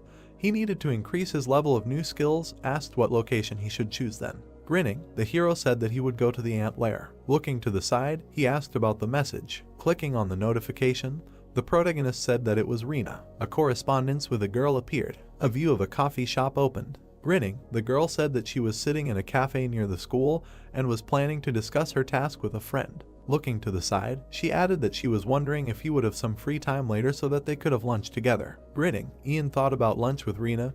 To be honest, he had not been to a cafe for a long time. He closed his eyes and added that no, skills first. The protagonist put his head down and said that he would forgive her, they would eat another time. He had just arrived at the ant lair, so it was a bit of an inconvenient time, and then thought that he had to lie. Looking at his phone, the girl said that I see, then let him send her a message when he finished farming. It might take her a while to read it, so she would give him her number, to which he replied that of course. Sitting on the floor, the protagonist thought about how instead of having lunch, he was going to hunt. That's who he was. A view of the gorge opened up, and someone exclaimed in surprise. Standing in front of the ants, Ian said that as he expected, there were a lot of mobs here. Looking straight ahead, he added that here is his precious experience. Raising his hand up, the hero said okay. The creatures rushed forward, hearing the command. Biggie swung, hearing that he should attack first. He looked forward angrily. A message appeared that the pet had received 201 damage from the giant ant, and then received another 376. Hearing the command, Biggie used an ice wave. A blow flew at the ants. They screamed in pain. The wolf rushed forward, hearing that now, let him go. Lou screamed furiously. He began to attack the ants, and the hero praised him.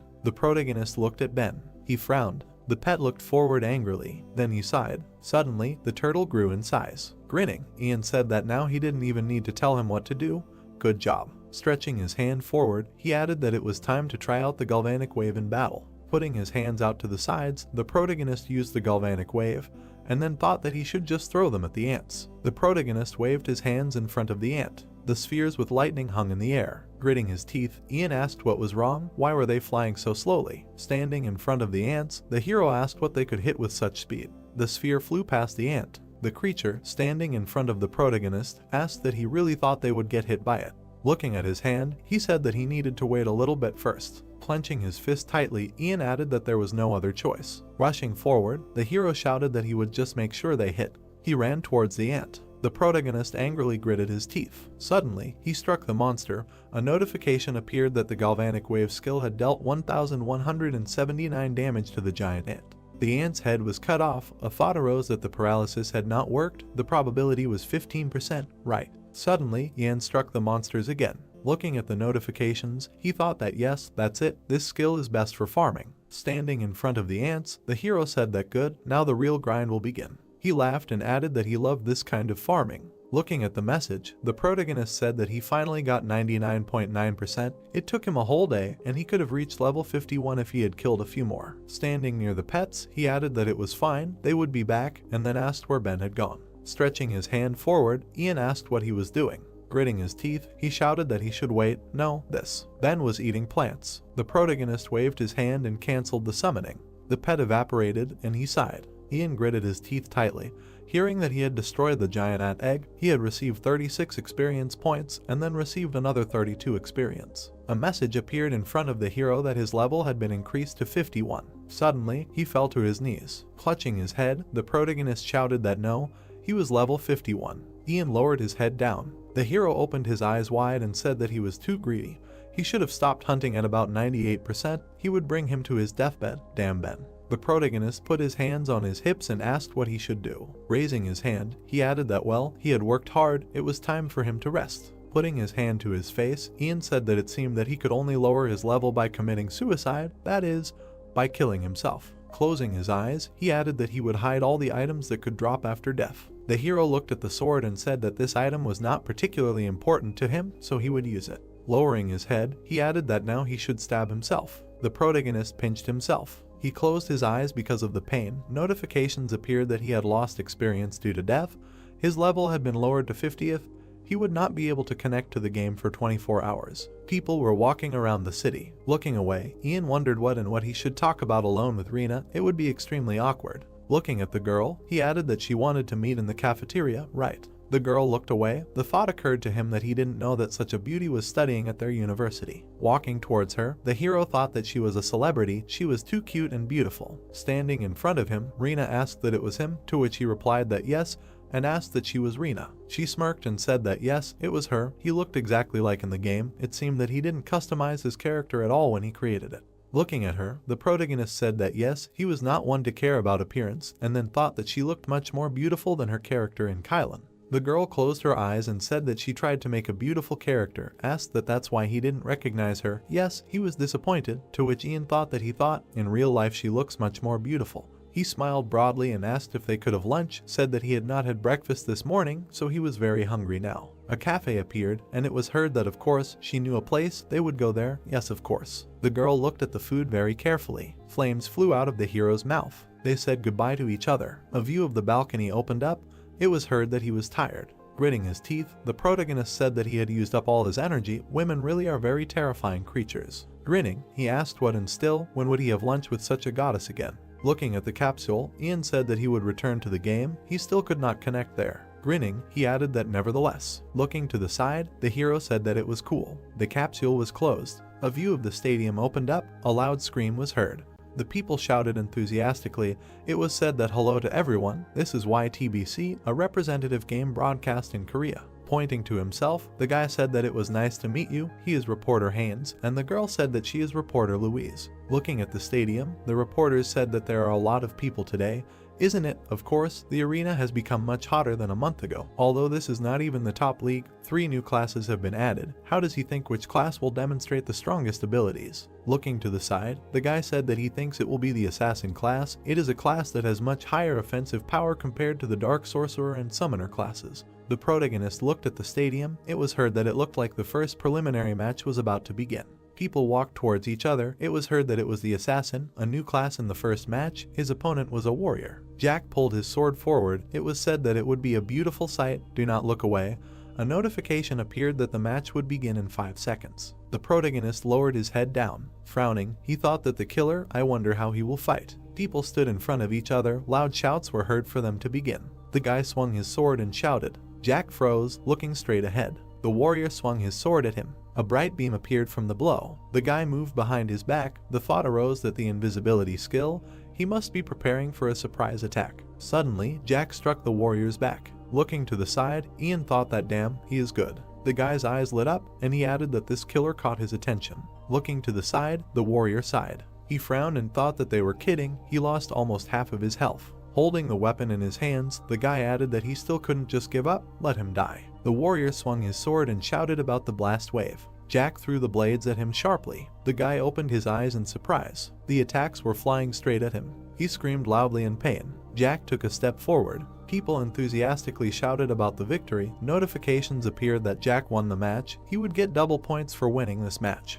Putting his hand to his face, the protagonist thought that this was incredible. Looking down, he added that this guy was really good. The guy looked at him. His eyes suddenly lit up. The protagonist clenched his teeth tightly. Jack stood still, appeared to be looking at him. Frowning, Ian thought that maybe he imagined it. The guy's eyes lit up. They looked at each other. He closed his eyes and walked away. The thought arose that there were many rankers in Kylan that no one knew. He should be on guard. Sitting at the table, the hero asked what he should take with him. The warriors were fighting. It was heard that all the other matches were a complete disaster, so there was no point in watching them. Looking at the message, he said that it would be better if he never saw this. Stretching his hand forward, the protagonist said that he knew that these were preliminary matches of the rookie league below level 50, but it was still terrible. Looking at things, he added that he was ashamed that he had ridiculed him for his skills. Compared to them, he was the god of the game. It was heard that the next match would be with him. Getting up from his chair, Yan said that finally, it was said that as soon as he heard his name, then he should not hesitate and go to the waiting room.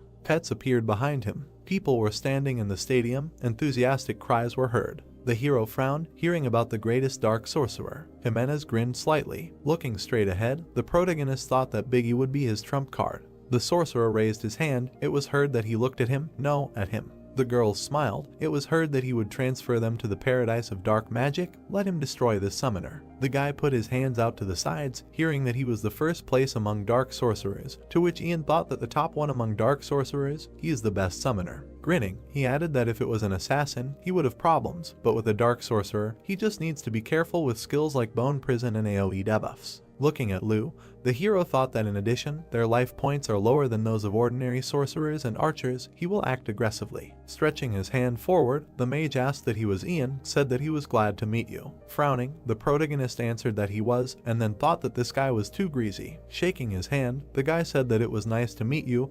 It was heard that the match would start in 5 seconds. Looking straight ahead, Young told Lu to focus on him once the match started, understood, and then thought that his opponent would most likely also attack with all his might from the start. Raising his head up, he added that summoners are considered very weak, since without their pets, they can be said to be useless. Taking a step forward, the hero thought that but he has a few trump cards up his sleeve. Hearing that the match had started, the protagonist jumped up and thought that here he is. Looking to the side, Jimenez asked in surprise what, and then thought that he expected to fight against. He just rushes in. Suddenly, he used the Bone Prison skill. Jumping up, the protagonist thought that he had foreseen this. The wolf looked up at him. With wide eyes, the guy thought, what kind of joke is this? He is definitely a summoner. He looks more like a top assassin. Smiling, Ian thought that it was easy to dodge if he could see what kind of skill it was. Besides, he had put almost all his points into agility. The hero was approaching the mage. Gritting his teeth, he activated the ability to search for vulnerability. The wolf rushed forward and shouted, activating the berserker skill. Suddenly, the sorcerer summoned a skeleton warrior. Raising his staff up, he shouted for them to stop them.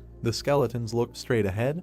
They could be heard to stop them. The monsters lined up in a row. Grinning, the protagonist thought that he was waiting for this too. Stretching his hand forward, he summoned Biggie. He shouted furiously. Shouts were heard that it was a golem, an ice golem. This guy was crazy. Frowning, Jimenez asked what the hell? Impossible. Stretching his hand forward, Ian answered no. It was possible. Suddenly, an ice wave flew at the skeletons. Particles flew in the air. The blows flew at the skeletons. The guy gritted his teeth. Shouts were heard. What was that? Amazing? Such tension? What an incredible match. Not even 30 seconds had passed. The wolf ran forward at a rapid pace. He was approaching the guy. Lu circled around the guy. Notifications appeared that he had dealt a critical hit. The mage had lost 3,157 health units. Jimenez would receive 515 damage per second due to the bleeding status for 10 seconds.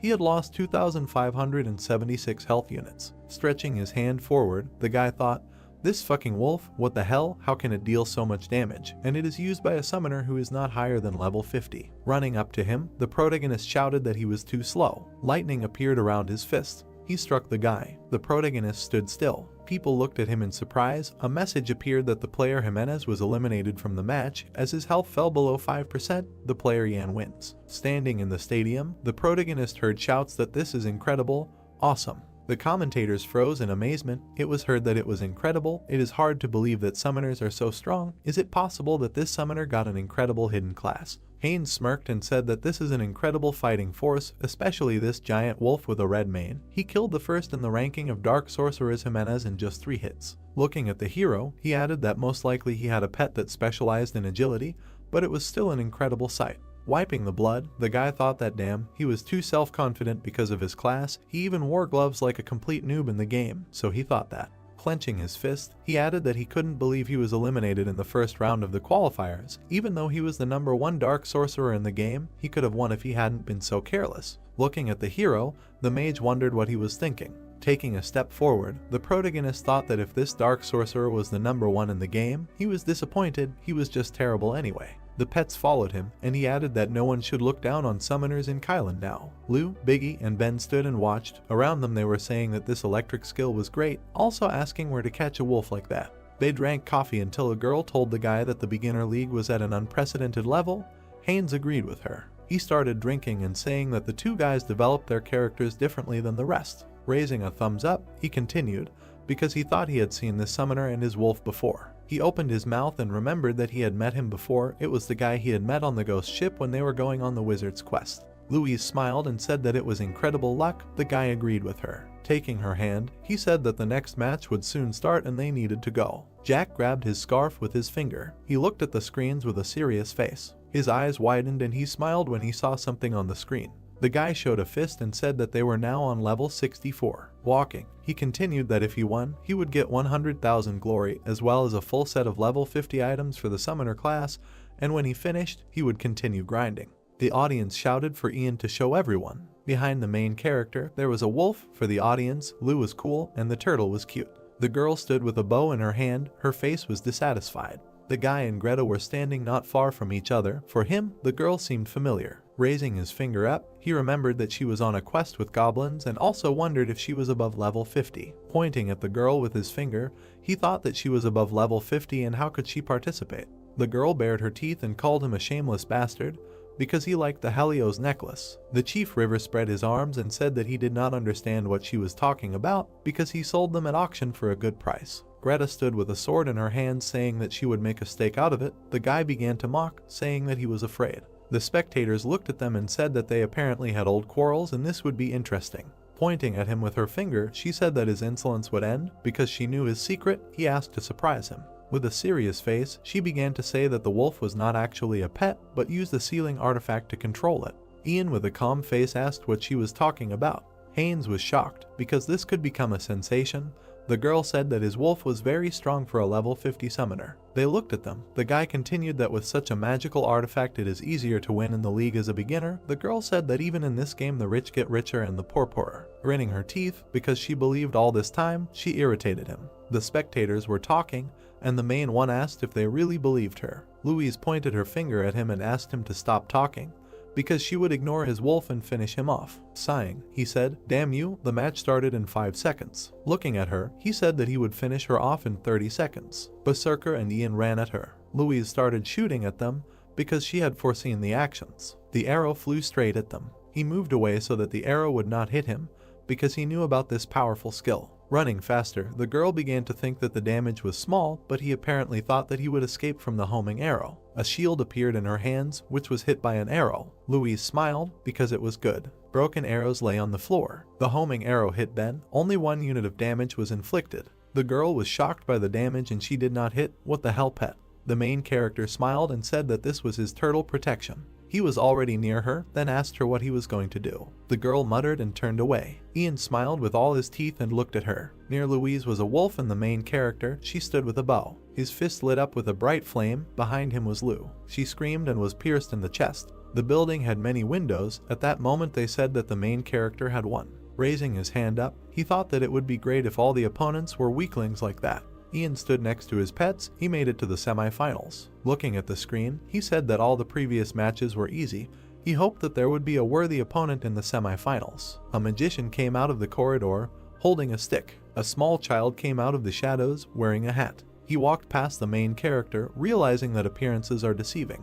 Ian pointed to himself and introduced himself. The child sighed and closed his eyes. Touching his head with his hand, he said that apparently he finally got a strong opponent, but if he loses, he will be sad because he is the greatest wizard on the continent.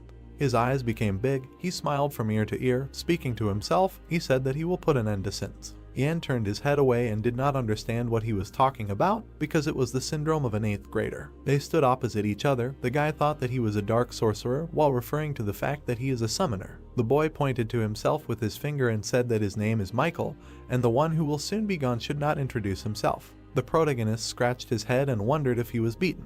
There were clouds in the sky, and the match was starting in 5 seconds. Skeletons appeared around. The child was casting a spell for his servants to bring victory. The skeletons had different guns, clothes. There weren't many of them. Their eyes were shining brightly, but the guy thought they were painted black. Ben bared his teeth, and the guy bit his lip. He understood that the guy had a hidden class, and that's why he could summon skeletons he hadn't seen before. Ian looked into the distance and didn't know what skills the opponent would use, because he should have watched the Dark Sorcerer matches in advance. The spectators watched while the match was starting. The skeletons stood there until the boy gave the order to attack. The monsters ran at him with swords, shields, and helmets. Michael cast a spell while the protagonist was being attacked. He was slowed down by 20%. Moving away from the skeleton, he understood that he would not be able to finish the match quickly like the others, and in this case he would fight to the end. Lou ran while the boy asked him to run away. A bright lump of magic appeared in his hand. He ordered Biggie to make an ice wave. The pet screamed to make an ice wave. The wolf ran at the skeletons while his allies were behind. There was a blue aura near the skeletons. Also yellow lightning. The summoned skeletons received the paralysis effect and will be slowed down by 30%. The eye was glowing. He smiled and said that everything was fine. Michael smiled and a pentagram appeared near his finger. He understood that it would not be easy. Ian ruffled his feathers because he did not understand what it was. The boy pointed his finger at the main character, from whom smoke was coming out, because his luck had run out. Ian was alarmed because the Justice of Darkness is the basic skill of a dark sorcerer, who is very fast but can predict its trajectory by the hands of the caster. The boy smiled and said that it was not bad, but he felt sorry because he had to face such an opponent. The main character put his hand on the floor and understood that the 8th grader syndrome is incurable. The skeletons were moving towards him. His pupil became larger because now he had a chance. Biggie clenched his hand into a fist and began to perform the skill of a strong blow. The monster did not even touch the skeletons, which is what the child thought.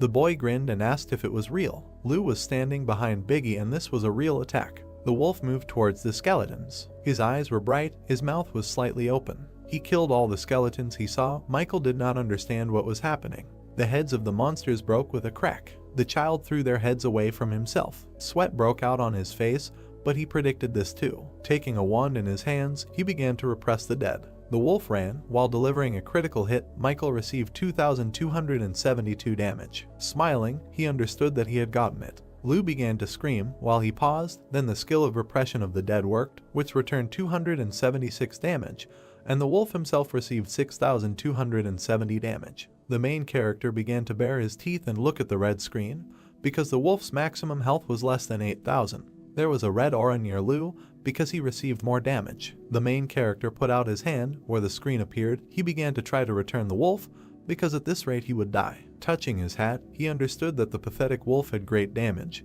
but little health and no one could pass by his all-seeing eye. The guy had dark hair. He thought that he should have initially destroyed the skeletons, because he did not expect that he would have to fight without his pet. Sighing, he began to understand that his opponent also received great damage and he had a chance. He also had his hand on his hat and also asked if he would allow him to predict his future actions, because with his brilliant mind it was easy. He also had a stick in his hands and decided to ask if he thought about losing a lot of health. Sighing, he called the skill of soul absorption. Stretching out his hand, he said that thanks to the skill, his health points were restored. With a smirk on his face, he asked how he was going to defeat him without a wolf. Sweat began to appear on his face, because if he did not act carefully, he would lose. His face was dissatisfied because he was thinking about what to do. Opening their mouths, they said that this was the greatest battle and their fight was breathtaking. His hand was in a fist and he decided to ask who she thought would win the match. Louise smiled because she was not sure and it was too early to talk about the outcome of the match. Turning towards the sound, he thought about what was going on. There were a lot of people and they were shouting that it was impossible. Biggie appeared near the main character because he had just recalled his pets. Looking at the arena, they realized that this was not the only pet he had, but it was the strongest. His face was pleased and a blue shield appeared on his hand. The spectators were screaming very loudly because they did not understand what was happening. The child was in shock because he did not understand how he had recalled his pets. Putting his hand to his head, he thought that apparently the opponent realized his weakness and decided to give in, deciding to accept his concessions. Jan sighed and did not understand what he was talking about. Pointing a finger at him, he said that if he continued to talk nonsense, he would teach him a lesson. Michael replied that he was going to let him give in. Starting to bare his teeth, he could not come to terms with the fact that he was called a scoundrel, while Jan understood that he had provoked him. Ben was on his shoulder. He looked at him. The turtle flew away with a serious face. He looked at the turtle in bewilderment. With sweat on his face, he asked if he had any more pets. The protagonist shed tears because he thought that Ben was helping him for the sake of meatballs, but he stood up bravely to protect him.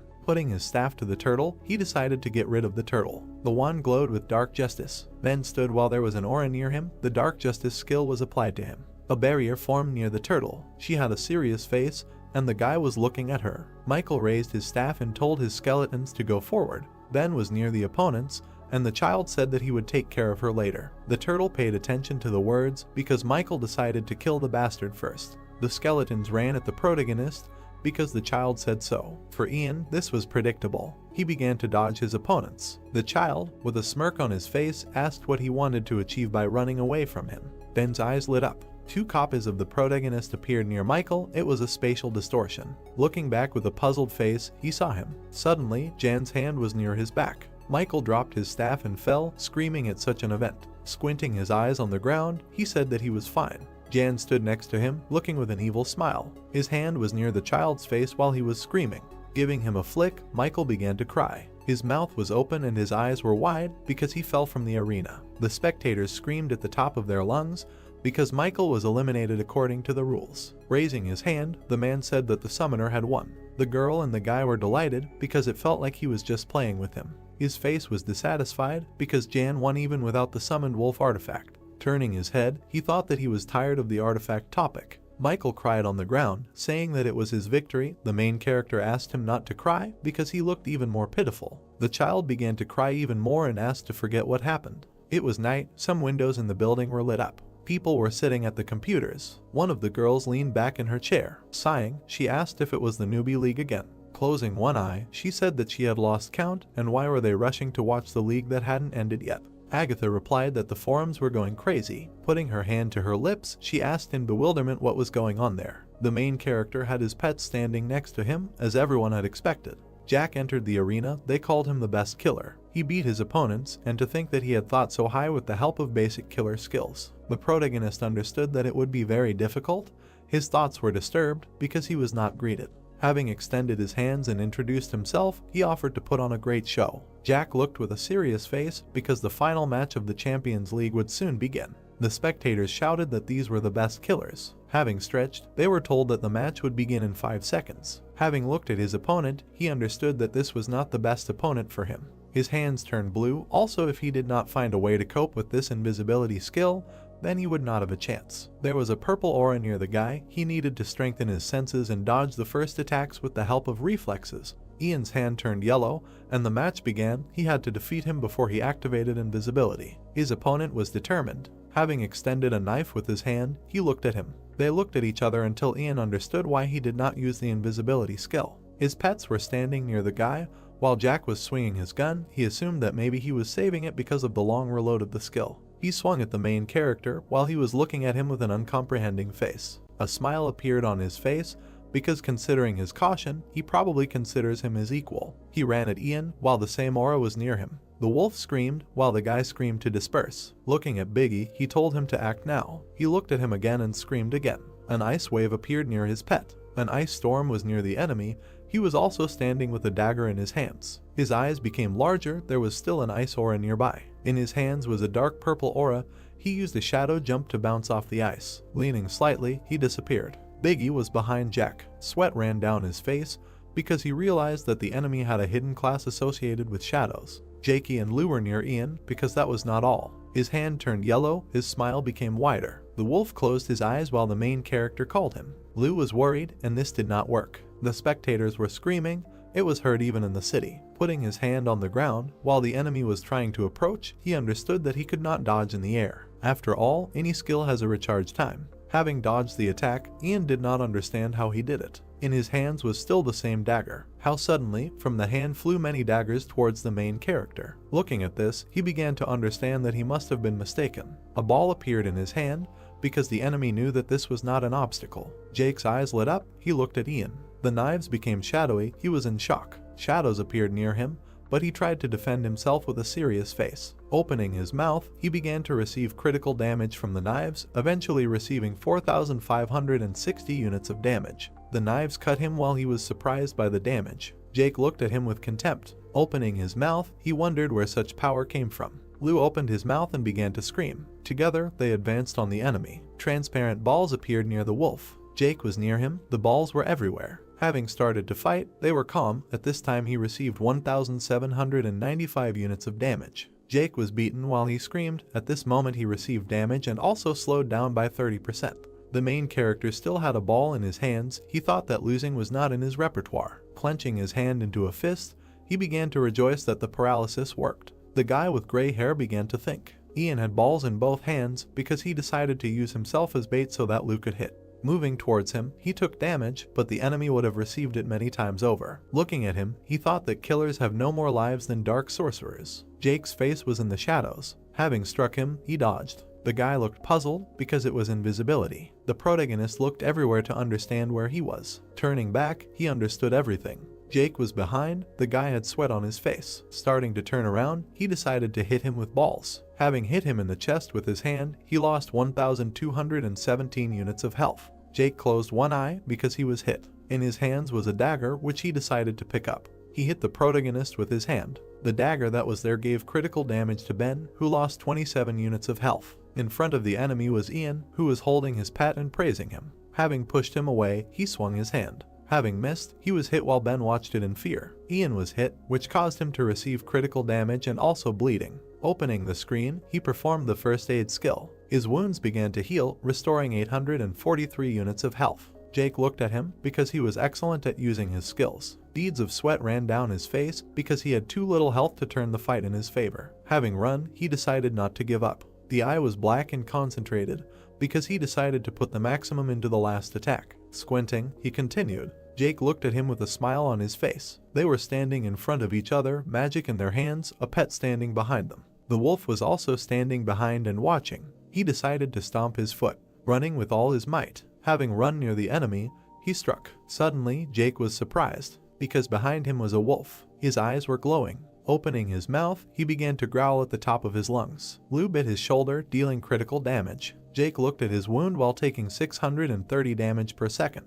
Two claws appeared behind him, which were near his shoulder. The protagonist smiled, because that's what he needed. Ian stood behind the wolf, while Jake stood opposite them. If he dragged out time, there wouldn't be much health left. His eyes turned purple. He was sure that he could block his shadow attacks. Running towards each other, the enemy threw a dagger. Concentrated, he understood that he needed to hold out for a couple of seconds and then Jake would receive all the remaining damage from bleeding and the last attack would decide everything. Swinging, daggers flew out of his hands. It was a shadow throw of blades. There were many of them, flying from all sides. The protagonist began to dodge them. His eyes turned bright yellow. His mouth opened and he shouted for Lou and Biggie to run to attack. They began to act, but Jake tried to dodge. Jumping up, he began to use the shadow throw of blades. Near his face was a dagger.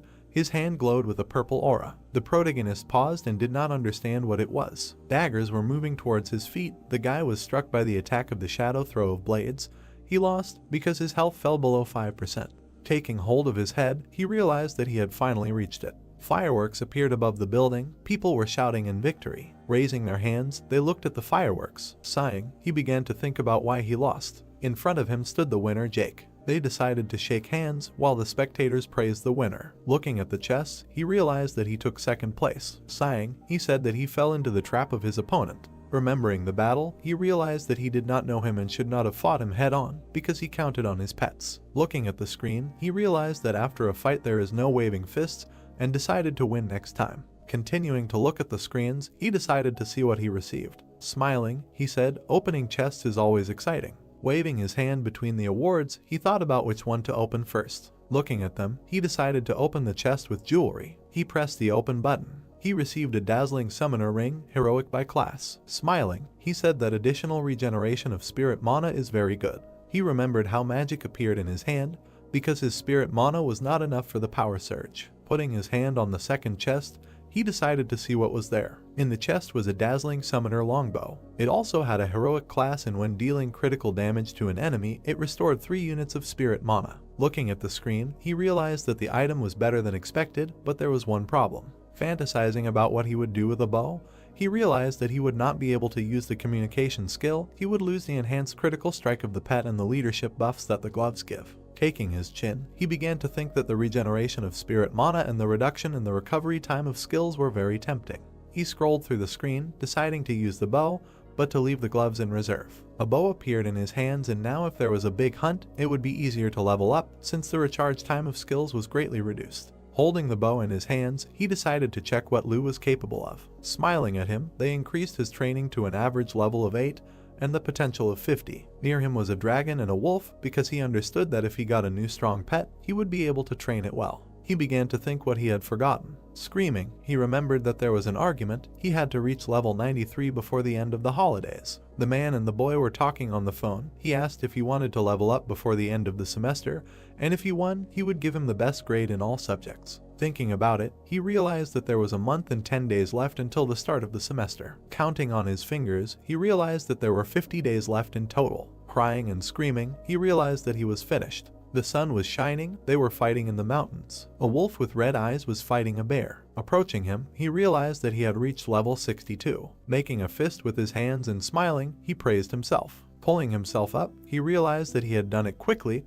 but he needed to speed up. Looking at the leveling on the screen, he said that the class skill he received at level 60 made hunting faster. Explosive potential could only be used on pets and also improved combat skills. Taking his chin with one hand, he realized that increasing the potential doubled the pet's combat abilities. Ben was at level 61, Lu at 63, and Biggie at 64. Starting to look for a more difficult place, he looked into the distance, thinking. He decided to go to the Forkle mountain range and also do the B-class quest that he received. Grandpa was standing with a staff in his hands. He said that those who passed the test could receive a reward along with a mission that could not be refused. He had a feather in his hands. He continued to say that in any case, if you bring the soul stone to the spatial mage, he will find a way to return the battle dragon in some other way. Ben was sitting on his shoulder. He decided to go to the spatial mage tower as soon as he got to level 70. Ian was sitting on the wolf. He asked him to go to the Forkle mountain range. In the house, someone asked if the cereal was over. Looking at the package, he realized that he had already finished it.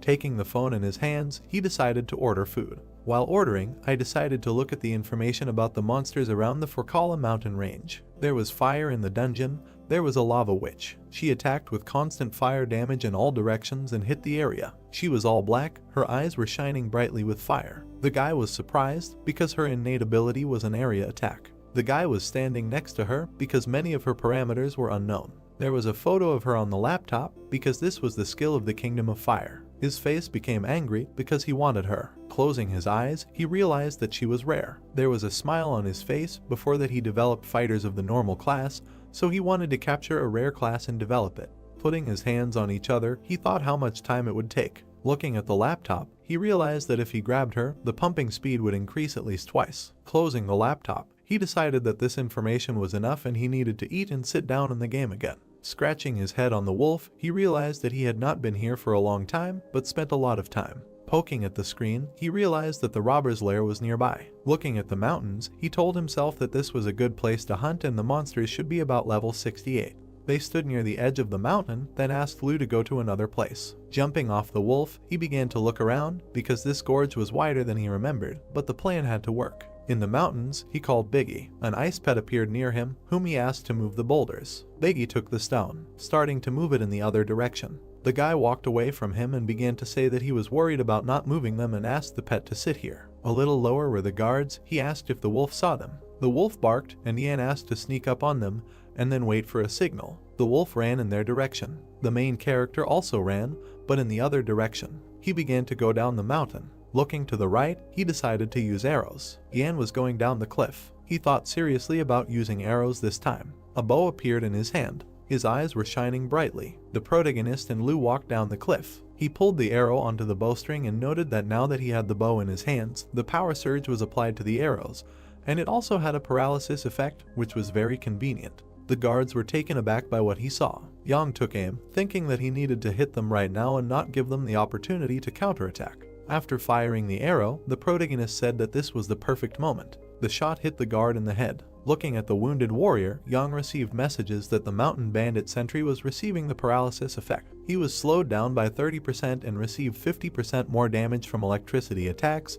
The recovery time of the power surge skill was reduced. The protagonist called out to Lu with a satisfied look. The wolf rushed at the second guard. A grin appeared on Yang's face. Lu grabbed the warrior's shoulder. The guard stood on the tower, dumbfounded, shouting that they were under attack. He took off his mask and shouted that everyone should run to the gate. The warriors started ringing the bell, shouting that they were under attack. The protagonist looked at the wolf and ordered him to come to him. A cry was heard from the settlement that they needed to prepare for defense. Watching the warriors, Ian thought that this was great and they took the bait. A crowd of guards rushed at him, saying that this fool was running away. The protagonist looked at the sky. He ran next to Lu. The guards were trying to catch up with him. Ian suddenly stopped and assumed that all the warriors were there. He called Lu to him with a satisfied look. The protagonist turned his attention to Biggie, who was hiding behind a rock. Jakey was circling around Ian. Ben was sitting on his shoulder. The protagonist watched them and asked if they wanted to do something cool too. He asked Jakey and Ben to do it another time with a smile on his face because there was always a chance. Ian looked at the warriors, who loudly asked who dared to challenge them, the Forkle Mountain Bandits. Looking back, the protagonist clarified if they were trying to be tough and then asked Biggie to jump.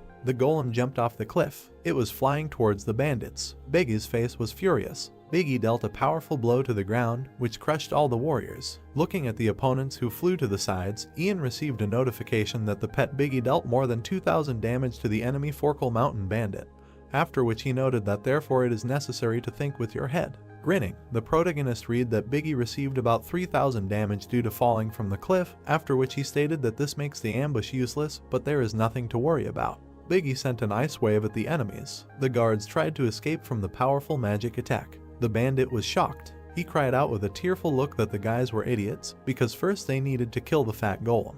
The man started to run away from Biggie and asked why he was rushing at him. Lu rushed into battle. He ran past the bandits and pushed them aside. Projections appeared in front of Ian, which said that Lu's pet had dealt a critical hit to the enemy Forkle Mountain Bandit, and they would receive 1,000 damage per second for 10 seconds from the bleeding effect. Smiling, Ian noted that even the damage numbers from bleeding were more than 3 digits. They died 5 seconds after Lu bit them, which was very good. The surprised protagonist read that Forkle Mountain Bandit received the dazzling mark effect. He saw red marks above the heads of the opponents. Ian grabbed the bow and shouted that it was 5 seconds of reload time and it was time for him to light it.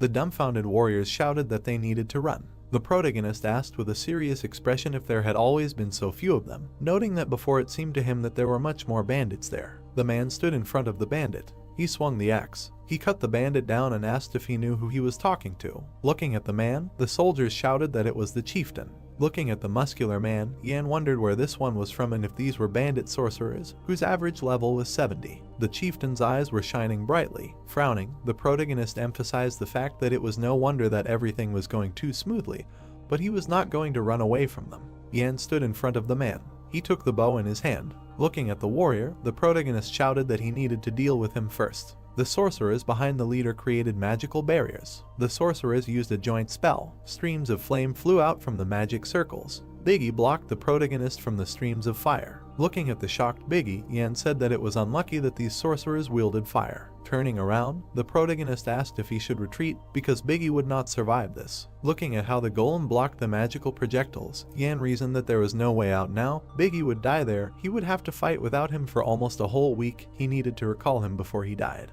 The protagonist saw with a smile on his face that the golem had almost reached the next level. Lu rushed into battle while Ian said that the wolf should attack those who were hit by the arrow, and the golem should move back a little. The protagonist concentrated on the enemies. He noticed how the sorcerers created a sphere of fire. Biggie hid behind a rock, and Ian wondered in his mind if this was an improved fire skill, adding that if they hit Biggie before he leveled up, he would be finished. The protagonist looked at the mage and shouted for Lu to kill him first. The sorcerers released a fireball. Ian looked at the burning golem and noted that the pet Biggie was taking damage from the ability Fire Burst used by the rogue sorcerer of Mount Forkle. The pet would lose more than 700 units of health per second. Enraged, Lu attacked the mages. A blue aura enveloped the golem, after which the protagonist saw a message saying that Biggie had reached level 65. Smiling, Ian exclaimed that this was great. Biggie's health had fully recovered and it was time to deal with the rest. Standing behind the golem, the protagonist wondered why it continued to glow. A powerful stream of energy created an earthquake. Taken aback, Ian asked if Biggie was evolving.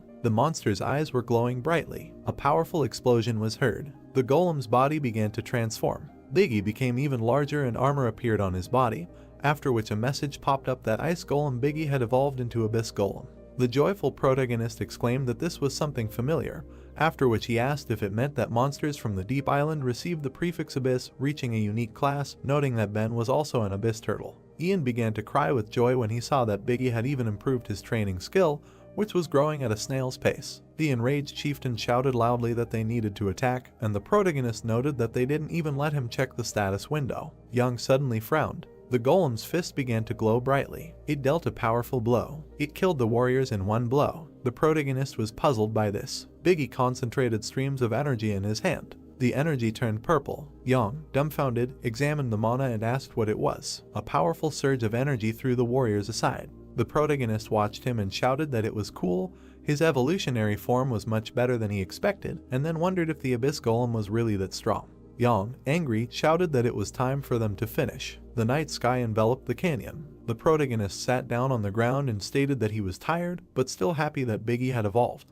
He looked at the golem and guessed that it was due to the level up, and then asked if level 65 was a condition for evolution. Looking at Biggie's stats, Ian noticed that Lou evolved at level 20. He added with a sad expression that it was a pity that he could no longer evolve, while Lou retained the ability to evolve even after evolving once. Shaking his head, the protagonist said that it was still very cool. Biggie had skipped the rare class and became unique, and he also had incredible defense. Ian said with a satisfied face that the difference between the classes was especially noticeable when compared to Lou, although the wolf still had much higher attack power and agility. Touching the projection with his hand, the protagonist noted that he would look at the innate abilities. The protagonist read the information about the ability Bottomless Abyss, that Biggie throws his hands forward and releases a powerful shockwave in a cone-shaped area at a distance of 20 meters. After the shockwave, an abyssal vortex appears for 10 seconds, sucking in all enemies in the area of effect. Enemies hit by the vortex will take damage equal to 35% of the pet's attack parameter every half a second. At the end of the action, the vortex will explode, dealing damage equal to 150% of the pet's defense parameter, after which Yan said that it does not recover that long and will be useful. The protagonist learned the ability Abyssal Defense, which increases the defense parameter proportionally to the lost health. When the health level falls below 10%, the pet receives a shield for 10 seconds equal to 50% of the pet's maximum health.